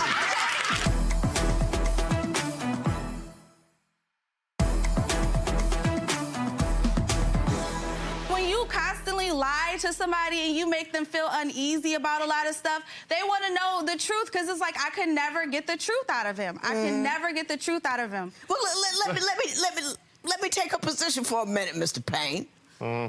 You do lie to her a lot. You don't lie because you're cheating. You lie because you want to get out of the house and go do other things. But do you see how you create mistrust in a woman by lying about what you're doing and where you're going and where the money is headed? Yes, I see that. But, Your Honor, let's say this. If I'd be like, babe, I want to go to the studio, she could be like, no. Because whatever, you're not making no money going to the studio. You need to get a factory job. You need to do this, you need to do that. Something consistent. You need to get something consistent, even whatever it is. So it'd come to the point where we would get into so many arguments, Your Honor, to where she'd be kicking me out the house every day. Every day I'm talking about to the point where I got a trash bag sitting by the door with my clothes in the trash bag. Ready to go. My clothes in the trash bag. This is facts. Exactly. This is facts. I'm with the trash bag. It's facts, though. Let me ask you this, Mr. Payne. Are you working right now? Yeah, I'm working right now. Are you working a steady job? I'm working a steady job right now. How long have you been working a steady job? 14 days. About 14 days. Okay. Hey, about 14 days. Yeah. Listen, it's been a lot of opportunity after she had the kids, right? And, you know, women who are 100% emotional, they go through these things called, once you had a baby, it's called postpartum. We coming back to that. Well, because women are 100% emotional, and men, we are logical and rational. So, as a man, not in it. I'm just saying. You're not in it. All right, you're not in it. I'm just saying that women make decisions based off emotion. So with that, I'm making a logical decision. I've had to turn down jobs because she's going through something internally. You know what I mean? It could be any type. I've had opportunities where I had an opportunity for a job where I'd be making $20 an hour, right? But because we didn't have the travel situation, I would have to leave early and I would get back late. you know? And during that time, though, she would be with the kids. You know what I'm saying? Would you make it difficult for him to take a job where he would be away from you for a long period of time because it was bothersome to you to be alone with the kids all like that? No, Your Honor. The times that I needed him is because I needed him. I had a high-risk pregnancy. I had complications after my pregnancy. So I had got a C-section. Like literally days after my C-section, I have 4 children. I have 2 twins and 2 other children. And I have no, like, I didn't have a lot of, no support. Yeah, none. Yeah. And I'm telling you, like, right now, we're at a good place. Can you just help me out till I get a little bit better? I got you. And he wouldn't. I got you. Wait. Tell me about the clothes. So then, as I'm going out the door, she cussing me out. I get in the car, my homeboy, I look back, my clothes is coming out. Everything. I'm not talking about a pair of shoes, a shirt, and a pair of drawers. I'm talking about everything you want. Wardrobe in the street. What happened when she tore up your clothes? Okay, well, this is multiple times. But the first time that well, tell me about the time you're suing for. It's okay. Well, this is a collective, because she's collectively destroyed my clothes. So this is a collective suing. So look, I'm going to the studio. I want to go to the studio. I'm telling her I'm going to the studio. If she don't believe me, hey, babe, you can talk to my homeboys and let them know, and they'll tell you the same thing. We going to the studio, we about to record, we about to do this, we about to do that. Okay. She okay with it. She acting, well, she's not okay with it, but I'm about to go to the studio, though. I've been in the house all day with you. I've been watching the kids. Watch the kids for about a couple hours. I'm about to go to the studio. So then, as I'm going out the door, she cussing me out. I get in the car, my homeboy, I look back, my clothes is coming out. Everything. I'm not talking about a pair of shoes, a shirt, and a pair of drawers. I'm talking about everything whole you want. Wardrobe in the street. Yep. So that was the first time, out of anger, because, and now she done locked the door. So I'm out there, I'm going to the studio. I didn't want to put all my clothes in the back seat of her trunk, so I threw it away. I threw all my clothes away. That's a fact. I threw it all away. It was dumb. Now, the second time, we sit at the house. I want to go to the studio. My homeboy outside waiting for me, right? I told her, hey, babe, I'm about to go to the studio for a little bit of time. I'll be back. Oh, well, you might as well get your in. You ain't coming back here. You ain't coming back here. I don't know where you're going to go, so you might as well. That's what the thing is. When I want to leave, oh, you want to leave? Well, take this with you because you ain't coming back. Right. So this has happened so many times with my clothes in the trash bag. So now I got I'm sitting my clothes outside the trash bag. Oh, I got to go get some more. I come back. It's ketchup on the clothes. Not to mention, I might get hit with the ketchup, too. I might get hit with the mustard, too. I got and so she's destroying Ms. Buckles, do you do that kind of thing? It's not the fact that he goes out, but does he even talk about how he stays out he's telling me at 8 o'clock at night he's coming home, and I'm still texting him and trying to video call him at 3 o'clock to see where he's at, and he's not answering. Those are part of the text messages. All he does is say, I'm on my way, I'm coming, oh, this and this and this and that. And then before you know it, it's 3 or 4 o'clock in the morning. I'm so sorry. Where are you? I'm so sorry. Okay. Let me say this. First of all. And this is every time. I got it. I know what's happening here. Mr. Payne, you say that women are 100% emotional and men are logical. Yes, ma'am. Your trips to the casino, your desire to do rapping, your staying away from home, all of that kind of stuff is your emotions. It's not logic. Casino is not a logical thing. It's all about the dopamine and how it makes you feel. So don't, just because you're not hooping and hollering, doesn't mean you're not behaving in an emotional manner. To satisfy your needs for your rap career and your, getting out of the house, that's all emotion. A logical thing to do if you've got twins is to have money in the bank. The logical thing to do if you have twins is say, hey, I have to do things that I don't really want to do now because let's say one of the kids gets sick. Let's say I have a problem. What am I going to do? The kids are 2. I don't have it. That's what logic is. You're just as emotional as she is. You just behave in different manner. So put that out there. You can't put some grand label on an emotion and call it something that it's not, because it's still emotion. Everybody's driven by emotion. The facts rarely get a hearing. Rarely.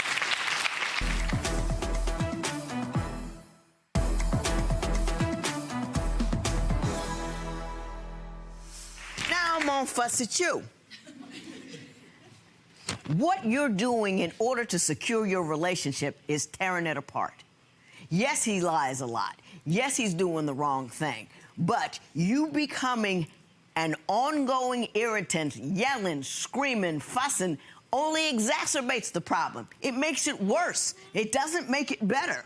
He makes up more excuses to leave. He knows he's gonna be in trouble anyway, so he just stays at, well, I'm late, so she's gonna go for it, so let me just stay out. I'll get back when I get back. You are not solving the problem. Y'all two, you raise your kids in that kind of chaos. People moving out every other day, got bags by the door, tearing stuff up. You wanna be in your 50s with a 25-year-old drug addict in your house. Keep it up. Because that makes them crazy. And that they do is they go soothe. And the easiest thing to go do and soothe with is drugs, drinking, partying, unprotected sex, and all of that's gonna land on your children. You don't have that right. You don't have that right.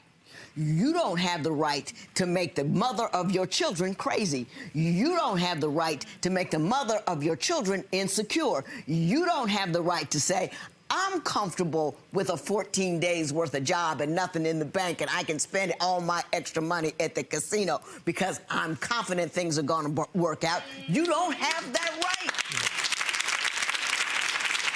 If you wanted to do that, you should kept Mr. Johnson in his house and stayed by yourself. But you didn't. So you've lost all of those rights. You with me? I'm with you. Reward him when he does something right. Do not act like a fool when he does something wrong. Do you hear me? Yes. On behalf of the kiddies.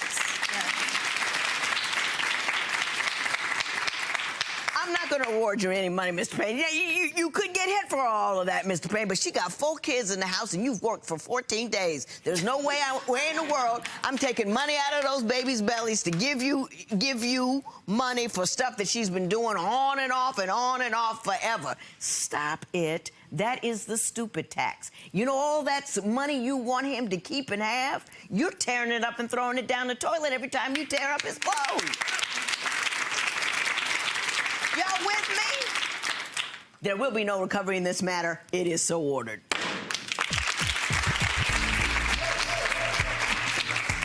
How you feeling now after hearing what the judge had to say? She made a lot of valid points, and I do need to stop gambling, and I need to stop putting her in a position where she feels like she can't depend on me. And so I understand that. What are you willing to do after you leave here today to kind of fix things and make things better? For the sake of my kids, just learning how to deal with emotion and being under pressure and just learn to be a little calmer and handle situations a little bit better.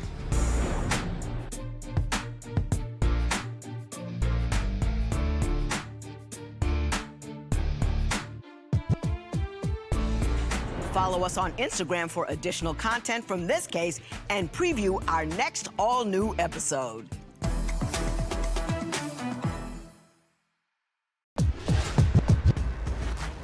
Judge, this is the case of love lockdown.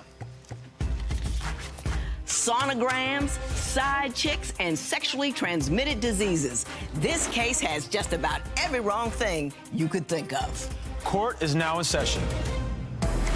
The Honorable Judge Lynn Toler presiding. Good day, ladies and gentlemen. I'm here today with Jessica Thigpen and Antoine Thigpen. The two of you have been together for 8 years, married for 3. You do not want to be married anymore. Mrs. Thigpen, you are suing Mr. Thigpen for a certain amount of money, and we'll get to that momentarily. But before we do, I'd like you to tell me a little bit about your relationship and how we've ended up in divorce court here today. Well, Your Honor, I'm going to tell you why I'm here today. On my birthday, the gift that Antoine gave me on my birthday was a sonogram in his phone from another woman of a possible baby that he could have had. Objection. No objections. Go ahead. Antoine knows that I can't have children. Like, we've been trying, and the thought that somebody else could give him something that I can't give him, that hurt. And then on top of that, on Mother's Day, she had the baby on Mother's Day. She had the baby on Mother's Day. Objection. After she had the baby, What did I just say? After she had the baby, she was contacting me in my inbox, talking to tell your husband I need money for Pampers, tell your husband I need money for wipes and stuff like that. I don't, it's hurtful. It's hurtful, just hard. Mr. Thigpen, what would you like to say about that? Your Honor, first of all, I found out the same day. Uh-huh. I did not know nothing about no sonogram, no nothing. I was trying to get back with my wife. Right. And when I found out about the sonogram, it was the same time, the same day she found out about it. I didn't tell her because we trying to get back in a good place. It's her birthday. But Your Honor, I didn't want to. When I found the sonogram, hang on, you knew there was a possibility, though, right? No, when I got the sonogram, that's when I knew. You know, I thought it was fake. But you had been with this woman. There was a possibility that that baby could be yours. Yes, it was. It has, and my wife knew about it. Yeah. Is it your baby? No. Ms. Thigpen, what else would you like to say? Prior to that happening, a woman and her boyfriend knocked on my door, and the boyfriend showed me inappropriate text messages between him and that woman. After that, recently, we went to Virginia. We drove to Virginia from where we stay at. You know her, Your Honor? I will get to you, Mr. Thigpen. We drove to Virginia from where we stay at a couple of hours to celebrate his mom, his mother's birthday. His mother passed away a few years ago, so we went down there with his family to celebrate his mother's birthday. A lady inboxed me. Celebrate. A lady inboxed me while I was sitting at the table with his family, his sister, his nieces and nephews, talking about how she had an inappropriate relationship with him prior to us getting married, like in the beginning of our relationship. She wanted me to contact her. I contacted her and her husband, well, her husband in the background coaching her, basically saying, yeah, you need to know that your husband been recently contacted. He was recently, when I received that, basically like she was admitting to that they had that affair previously, it was because her husband found text messages between the two of them that he felt like was inappropriate. So he felt like she needed to tell me and contact me. True. Mr. Thigpen, what would you like to say? That's not true, Your Mr. Honor. Thigpen, every time you say that's not true or objection, that reduces the amount of time I'm going to give you to respond. So if you want to have an opportunity to say something to me, I suggest you allow her to finish, and then I will get to you. Yes, ma'am. Mr. Thigpen, what would you like to say? Now, the text message is true. We both know this woman. We both know her. And like I said, I told her I made a mistake and pocket dialed this woman. She called me back. And she called me back that night, and we hung up. So the next morning, they called her phone. And then they called my phone back. I didn't even know the girl was married. You know what I'm saying? Because I ain't seen her in such a long time. So her husband called me back, like, he wanted to come to my house, he wanted to beat me up, you know, so I'm like, trying to stick at the coal out my eyes, trying to figure out what's going on. So I flipped on him, but then I realized that, you know, I was on the phone with his so-called wife, it's his wife now, so I apologized to this man and tell him, like, it's my bag. You know, come hit me up, you want to get some tattoo done or whatever, something like that. He waited 3 days later, when we goes to Virginia, to get his wife, to call my wife, to tell my wife that me and her had sex, and this is the second incident that this girl did this with my wife. She did that before, told somebody that she had sex with me, and me and my wife confronted her, which became a lie. Yeah. Can I say this, Mrs. Thigpen? He's stand up. He does wrong things, but he does wrong things to really, like, tacky people. And those tacky people keep tagging you and hurting you. You can't tag him with all of that, just some of it. Do you know what I'm saying? You know, Mr. Thigpen, what do you say is the reason why this relationship is off in a ditch? We have no communication. We have no communication. Give me an example. We had no communication. Like, I'm there for my wife. Like, she called me a cheater, but, like, before that all came about, and I did almost had a baby, but, like, I'd be home 24/7 watching her kids. You know, she's flying out with her friends and all that. So when I decided to go out, because I get tired of like just like sitting in the house every weekend. He's disrespectful as well. Every weekend, just sitting at home. So I goes out and I tell her, I need me Same rules go for you? I need me a friend because my wife is not there. So when I go get a friend, I tell her about my friend. Now, when you say go get a friend, you mean a female friend with whom you have an intimate relationship, or you just talking about buddies hanging on the corner? Well, she was just a female that was there when I was doing a tattoo one time. And that's the same one that the sonogram that I found on my birthday. So you've slept with that woman? Yes, he did. And he didn't talk about how disrespectful She never he gave me a was. fact. She never gave me the chance to finish telling you what happened. Your Honor, the same female I met this woman. I came to my wife, told my wife about this woman, and let my wife know that, okay, sis, when you married, I can tell you, well, you don't need all your friends. You want to do everything with your friends. You want to leave me here. I say, so I got me a friend. I can leave her alone in 30 seconds with no problem because I'd rather be with my wife. She tells me, you don't have to. So what's going to happen next if I'm still lonely? She's not there for me. So he got him a friend She was an with associate. benefits. Now, his associate with benefits. Right. The same female. He didn't have no benefits. It was beneficial to you sexually. No, I wasn't.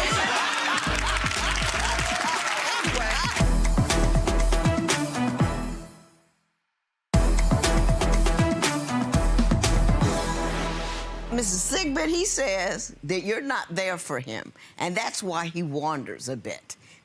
Do you care to respond to that? Yeah, first of all, Your Honor, I don't know how I'm not there for him. I'm there right now. I have friends. We don't stay in his state. That'd have been the same thing if we stayed in the state that he resides in. He has friends in another state. My friends are local. What's the problem with me hanging out with my friends? It shouldn't be no issue with me hanging out with my friends. Just the same, like I was saying earlier, the same female with the alleged baby. I don't have friends. He thought that this friend that he accumulated, because I wasn't there, so he got him a friend. She was an with associate. benefits. Now, his associate with benefits. Right. The same female. She didn't have no benefits. It was beneficial to you sexually. No, I wasn't. Anyway, like I was saying, this same friend he had unprotected sex with, he thought that he had contacted something, got a disease. So what he do is, he has these pills, he come up with these pills in the kitchen. Baby, why don't you take one of these, because it's gonna clean your system. I was like, I don't need to clean my system. I don't do drugs, so I don't need to clean my system.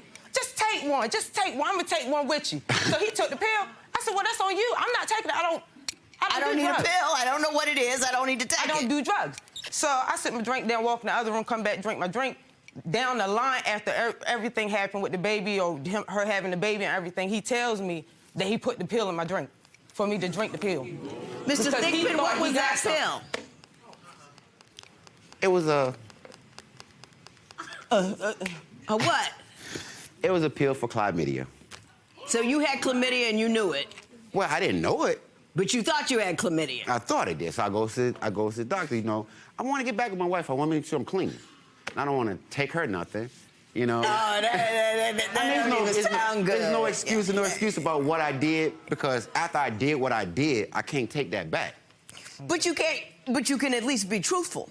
Yes, I mean, you're right. You're absolutely You right. can at least be truthful, because when you're not truthful and then you get caught, not only does she have to suffer the pain and the hurt of the cheat and the pain and the hurt of the tacky women with whom you cheat, who make sure that they know about them, and she also has to deal with the inability to trust you at all, because she knows you cheat with tacky people, and you lie. How dare you?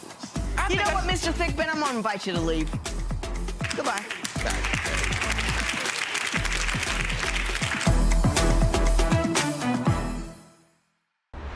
You say that he's very rigid, and if you don't agree with him, he can get loud and aggressive and unkind and verbally abusive. Tell me about that. Yes, one time I was at my job. I don't even remember what we were arguing about, but Antoine was so loud and belligerent in the vehicle that my coworkers heard him, and they called me because they were concerned. They were like, Jessica, you okay? Or is everything all right? Stop. They contacted me just to make sure I was okay.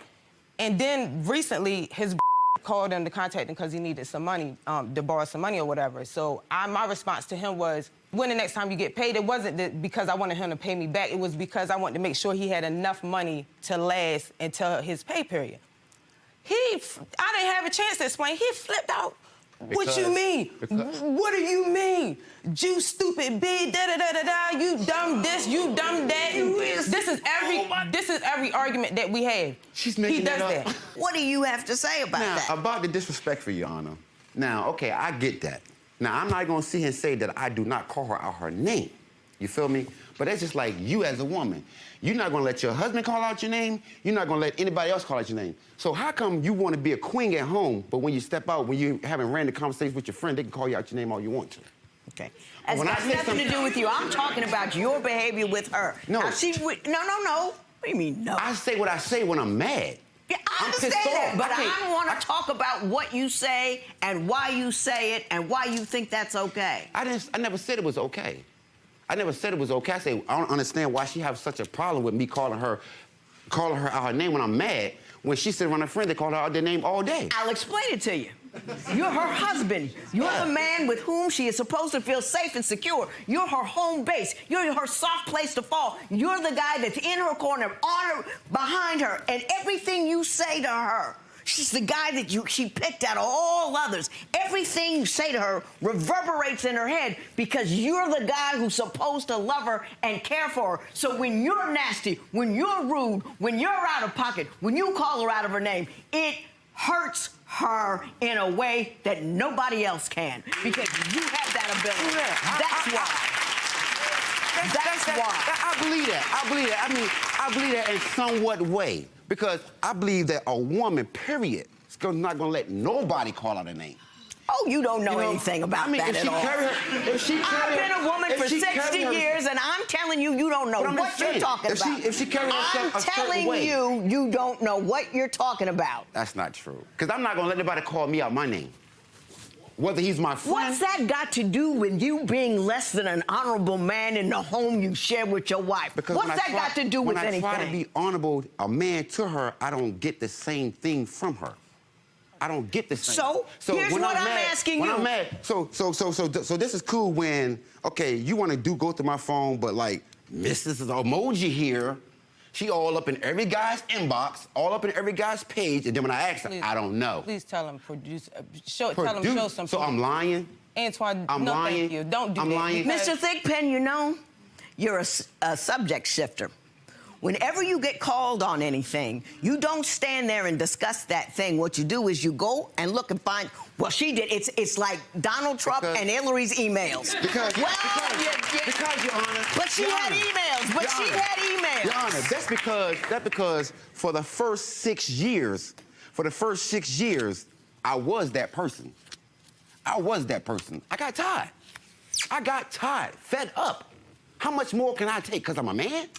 She can do whatever she want to do because I'm a man. Nobody is saying that. Basically, I'm talking. no, Mr. Thickpen, you are a rude individual. How, Your Honor?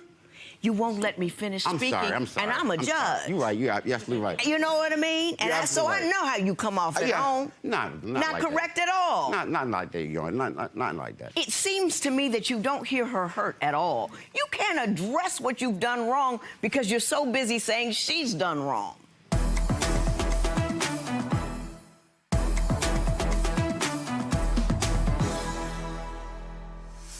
So you want $300 for the cost of a cell phone bill because you don't want to pay for him sending inappropriate message to other women. Yes, and I have a message right here. And this is not even the woman that knocked on the door, or the woman that called my phone, or the woman that had the possible baby. So there's another one. So what about she going through my phone so much? How come I got to pay the bill? She the one going through the phone. Why don't she pay for it? You had an opportunity to bring a claim if you wanted to. You did not. She signed me up for college, Your Honor, that I didn't even know nothing about. How dare you? How dare you? You know what, Mr. Thickpen? I'm going to invite you to leave. Goodbye.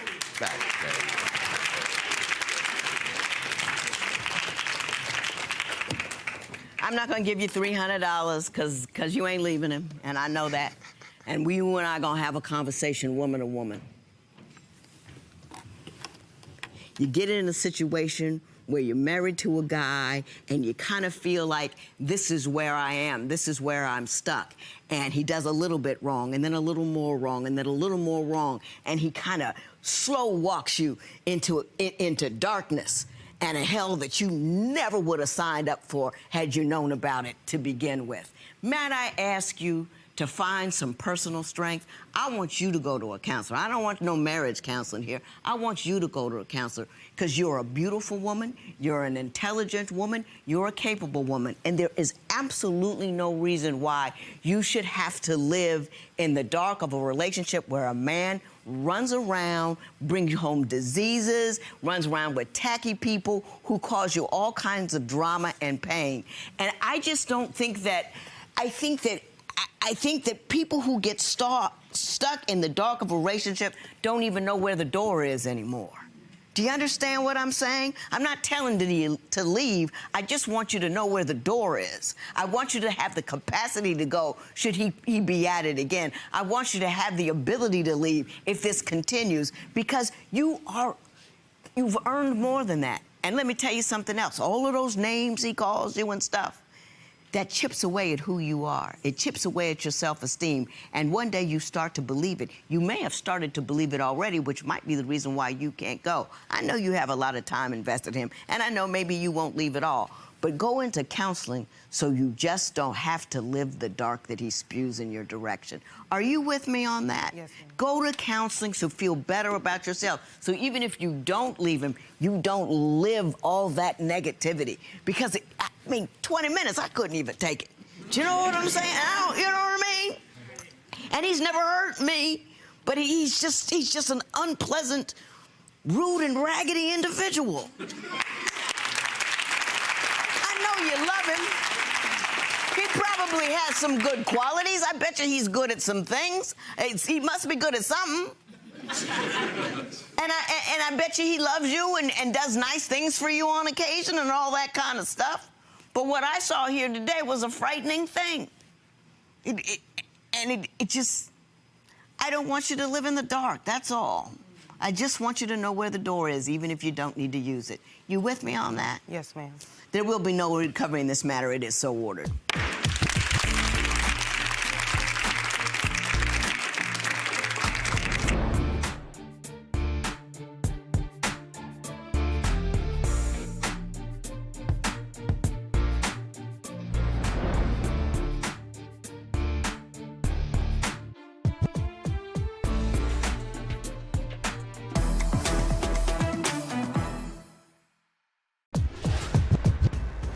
Judge, today's case is old school cool. From what I can tell, I have two intelligent, mature, educated people here. So I can't figure out what's wrong. Let's figure it out together. Court is now in session. The Honorable Judge Lynn Toler presiding.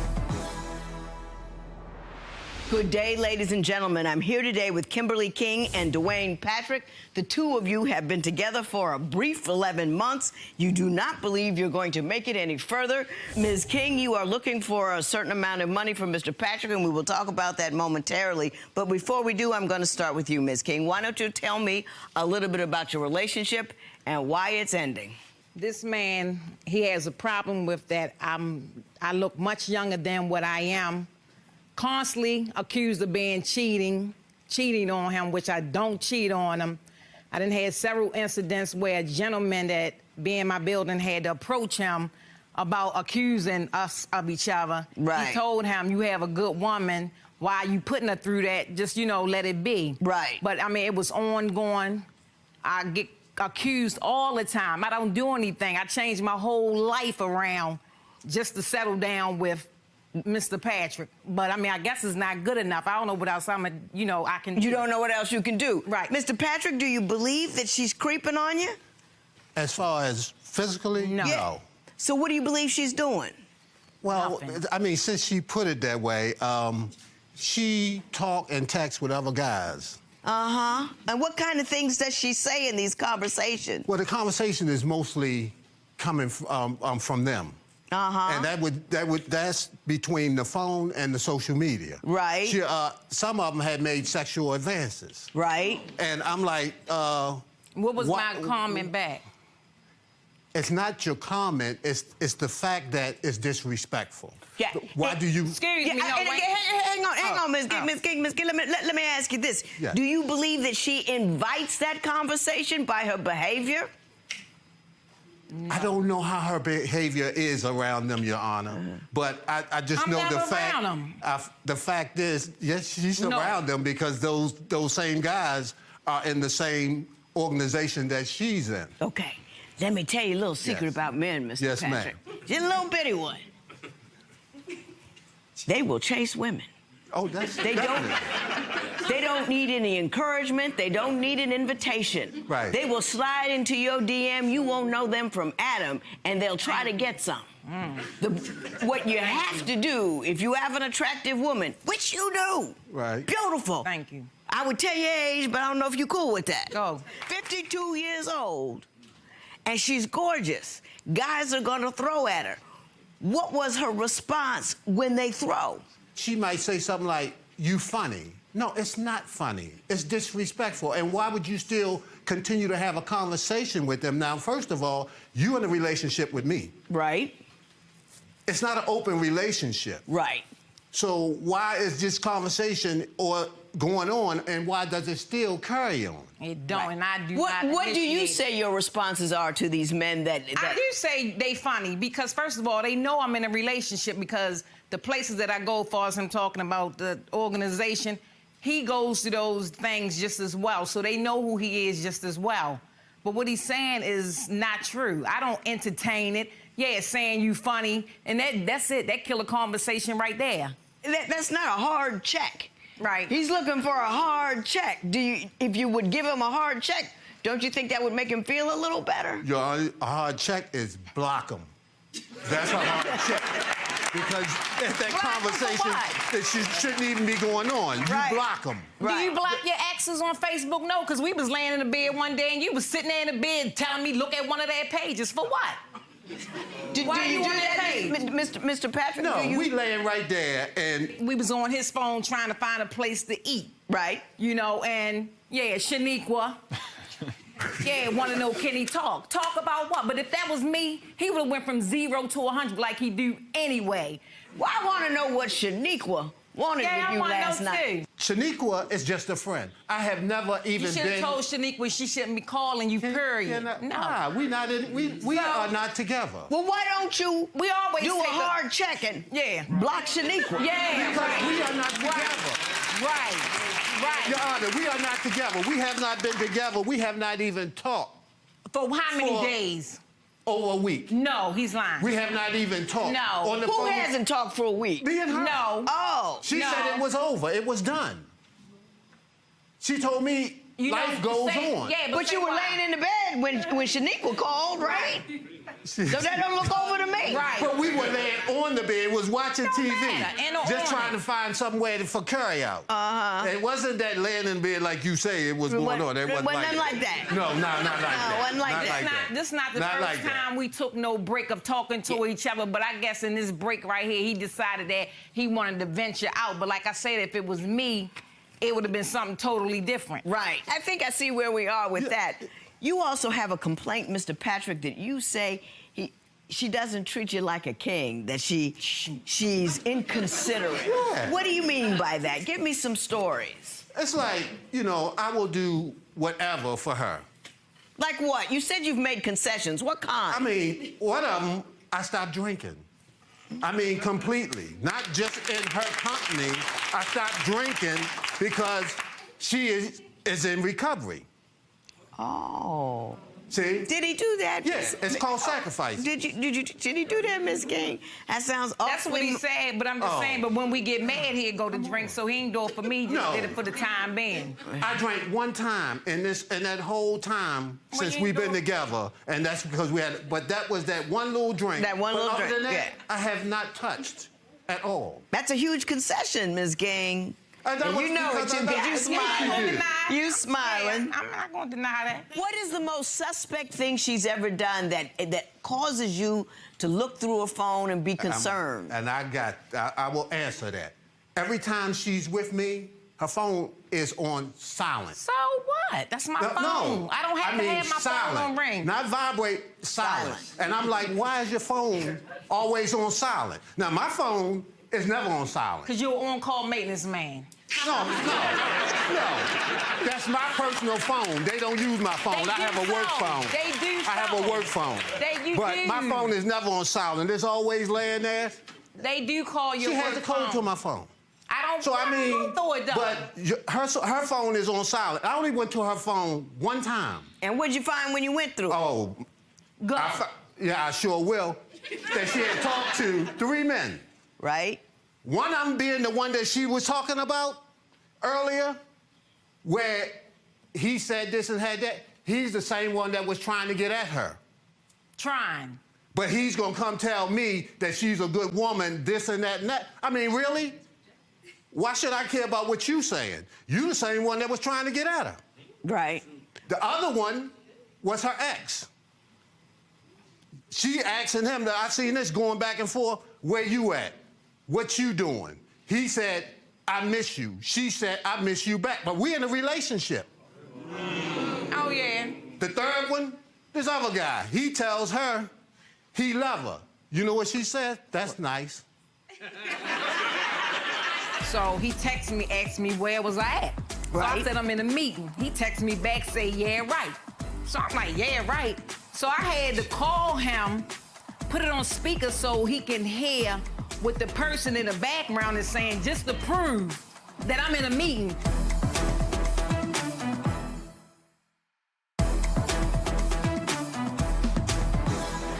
Ms. King, did you do that? Yeah, I said that's nice. I mean, it's But why are you having these conversations? We in a relationship. Why are you talking to other men? Let me ask you this, Ms. King. I get the impression that you enjoy that attention. You don't necessarily invite it, but you don't call it. You don't let it, you don't make it stop because you enjoy how it makes you feel. How far from the truth am I? You're right, but I'm just saying, but the controlling, I mean, that's sickening because I'm saying I shouldn't have to be on the phone with him 8 o'clock in the morning or 4 o'clock in the evening. I mean, what is there to talk about? And then if I say, I'm gonna call you back. Tell me what's going on and why you think he's so concerned about it. Oh, I don't know, but this part, I was in a meeting one day. Yeah? Okay. So he texted me, asked me where was I at. So I said, I'm in a meeting. He texted me back, say, yeah, right. So I'm like, yeah, right. So I had to call him, put it on speaker so he can hear what the person in the background is saying, just to prove that I'm in a meeting. And then when he found out I'm in a meeting, he apologized. The same stuff he do all the time. Let me ask you this, Mr. Patrick. Right. In your life, has somebody cheated on you, hurt you, put you through some years things? ago. 26 years ago. They still cheated on you. 26 years He's ago. still carrying that. I mean, That's what she said. It seems like you're very involved in the details of where she is and what she's doing. She don't tell the truth. That's not true. She don't tell the truth. She only tells what she wants you to know. Now, the same thing that she's accusing me of, she does the same thing. What's that? She does the same. She want to know where I'm at. No, I don't. Yes, she does. Let Mr. Patrick Yes, she speak. does, because it's in my phone. Every conversation, all the way back, is in my phone. I'm giving So, you I mean, what you got. she's saying this and saying that, but that's not true. She want to know what I'm doing. She want to know where I'm at. So when it comes to the things she's saying, it's a double standard because it's okay for her to do it, but it's not okay for me.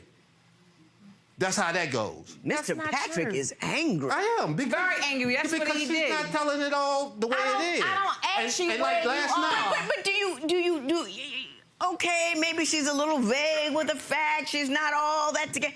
What kind of cheating has she done? What has she done to hurt you? Nothing. I'll honestly say, Your Honor, that I don't think that she's ever physically So what cheated. are you angry about? I'm angry about the thing because I give her that respect. I have, a friend, I distance myself from her because I don't believe that I should make her feel uncomfortable. Now, she will text me from time to time. We were co-workers. We were friends. Right. But every day, no. I have my own place. I be at his place like 5, 6 times out of the week. That's not good enough. And then when I'm home, I still got to be on the phone with him all day long till he falls asleep. And then he say, because if I'm not there, I'm going to be on the phone with you all day long. I might as well be in your face. What you're saying, he's too clingy and needy. Yeah. Yes. Really?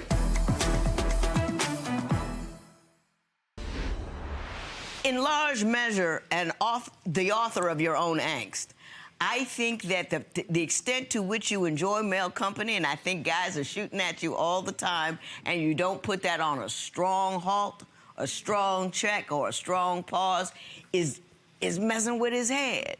And you got to make a decision as to whether or not you want to continue to have that enjoyment and entertainment, which you have the right to do, or if you want him, because you can't have both, because it's making him crazy. Yeah, Because I think it's disrespectful. Yeah, but why? It's disrespectful. But why am I constantly being accused of cheating when I'm not doing nothing? Because the things that you do suggest that you do. You know, you get the person you pick, not the one that you think he should be. This guy's got an issue with the constant contact that you have with dudes. And your constant contact with dudes is not always above board. They come at you crooked and you entertain it. But my thing is, why do he tell me I'm the one for him? If I'm the one for him, then where's all this? Act like it then. Why you say it? Act like it. That's crazy. Act like it, but he say it. But hang on. Mrs. King, I'm trying to explain something to you. If you like somebody, you have to make some adjustments to your regular conduct in order to allow them to be sane in your presence. Do you see what I'm saying? Everybody these days, like, I don't want to change a thing, but I want to be in your life, but I ain't changing nothing. So, you know what I mean? That's why nobody can get along, because I ain't changing, you ain't changing. He changed for you. He stopped drinking for you. He made concessions for you, and he doesn't see concessions coming back to him from you. And he loves you. That's his words, though. That's not true, because I have changed. Like I said, I have changed a whole lot. For him? For him, just to be with him. Like what? Yeah, I'm dedicate all my time with him. You know what I'm saying? I have my own place. I be at his place like 5, 6 times out of the week. That's not good enough. And then when I'm home, I still got to be on the phone with him all day long till he falls asleep. And then he say, because if I'm not there, I'm going to be on the phone with you all day long. I might as well be in your face instead of being on the phone. And then if somebody call me, if I click over, I'm too long, he calling back, So what you're saying, he's too clingy and needy? Yeah. Yes. Really? Yeah, I see what's going on. Now you say you're gonna leave him and you want $81 for some tickets for a boxing match. Tell me about that boxing match.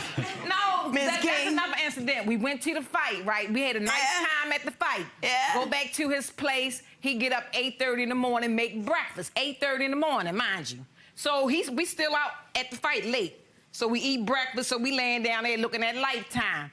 I don't know, I must have made a sound or something like I was going back to sleep or something, so he just gonna look at me. I'm like, what's wrong? First he said nothing, but I can hear him breathing like, you know, like, yeah. So I'm like, what's wrong? So what, you just gonna sleep all day? Even if I was going to sleep all day, at least I'm up there with him. Right. You know what I'm saying? That's what I'm saying, he's ungrateful. No, what do let he me want tell me that to do? story, because she leaves parts out. She only tell you what she wants you to hear. Well, quickly now, because it's only $81. Right.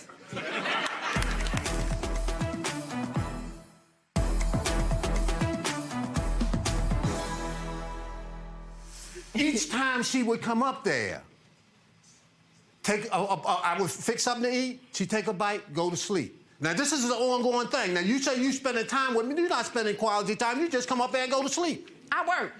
I work I'm not too. Gonna sit up all night. I work too. I used to work 2 jobs and still made time for you. I got you. I still don't understand the $81. So here's the thing about, she said about those tickets for the $81.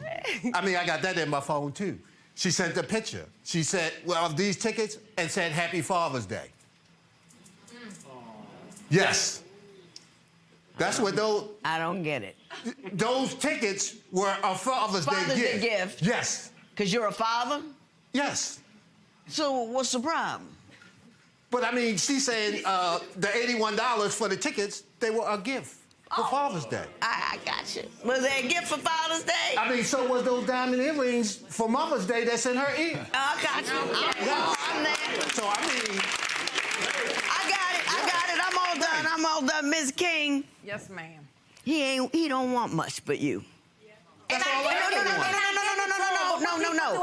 But you have to make this is who he is and this is what he needs. If you can give him what he needs, stay with him. If you can't, leave him alone. You see what I'm saying? That's what I'm saying. There's no right and wrong about it. But I think you would be foolish to pass this guy up. I really do. I'm not, but he need to give it. It's hard enough for me to stay clean, but for him to be doing all this extra stuff, accusing me and stuff. Then maybe he's not the dude for you at this time. Right. That's what that is. That's what that is. You're two good people. I wish you both the best. I think neither one of you will have any trouble finding next up. So go on, get out, and find next up. This matter is adjourned. Are you going to move on, or you think this could be something special here? I mean, something special is something that also need to be talked about. Well, let's talk. Let's talk. It's a two-sided thing. A relationship is a two-sided thing. One person can't always be wrong. So, you take that and you go from there. Now, as far as lover, yes, I do. But there's certain things that I can go for and certain things that I can't.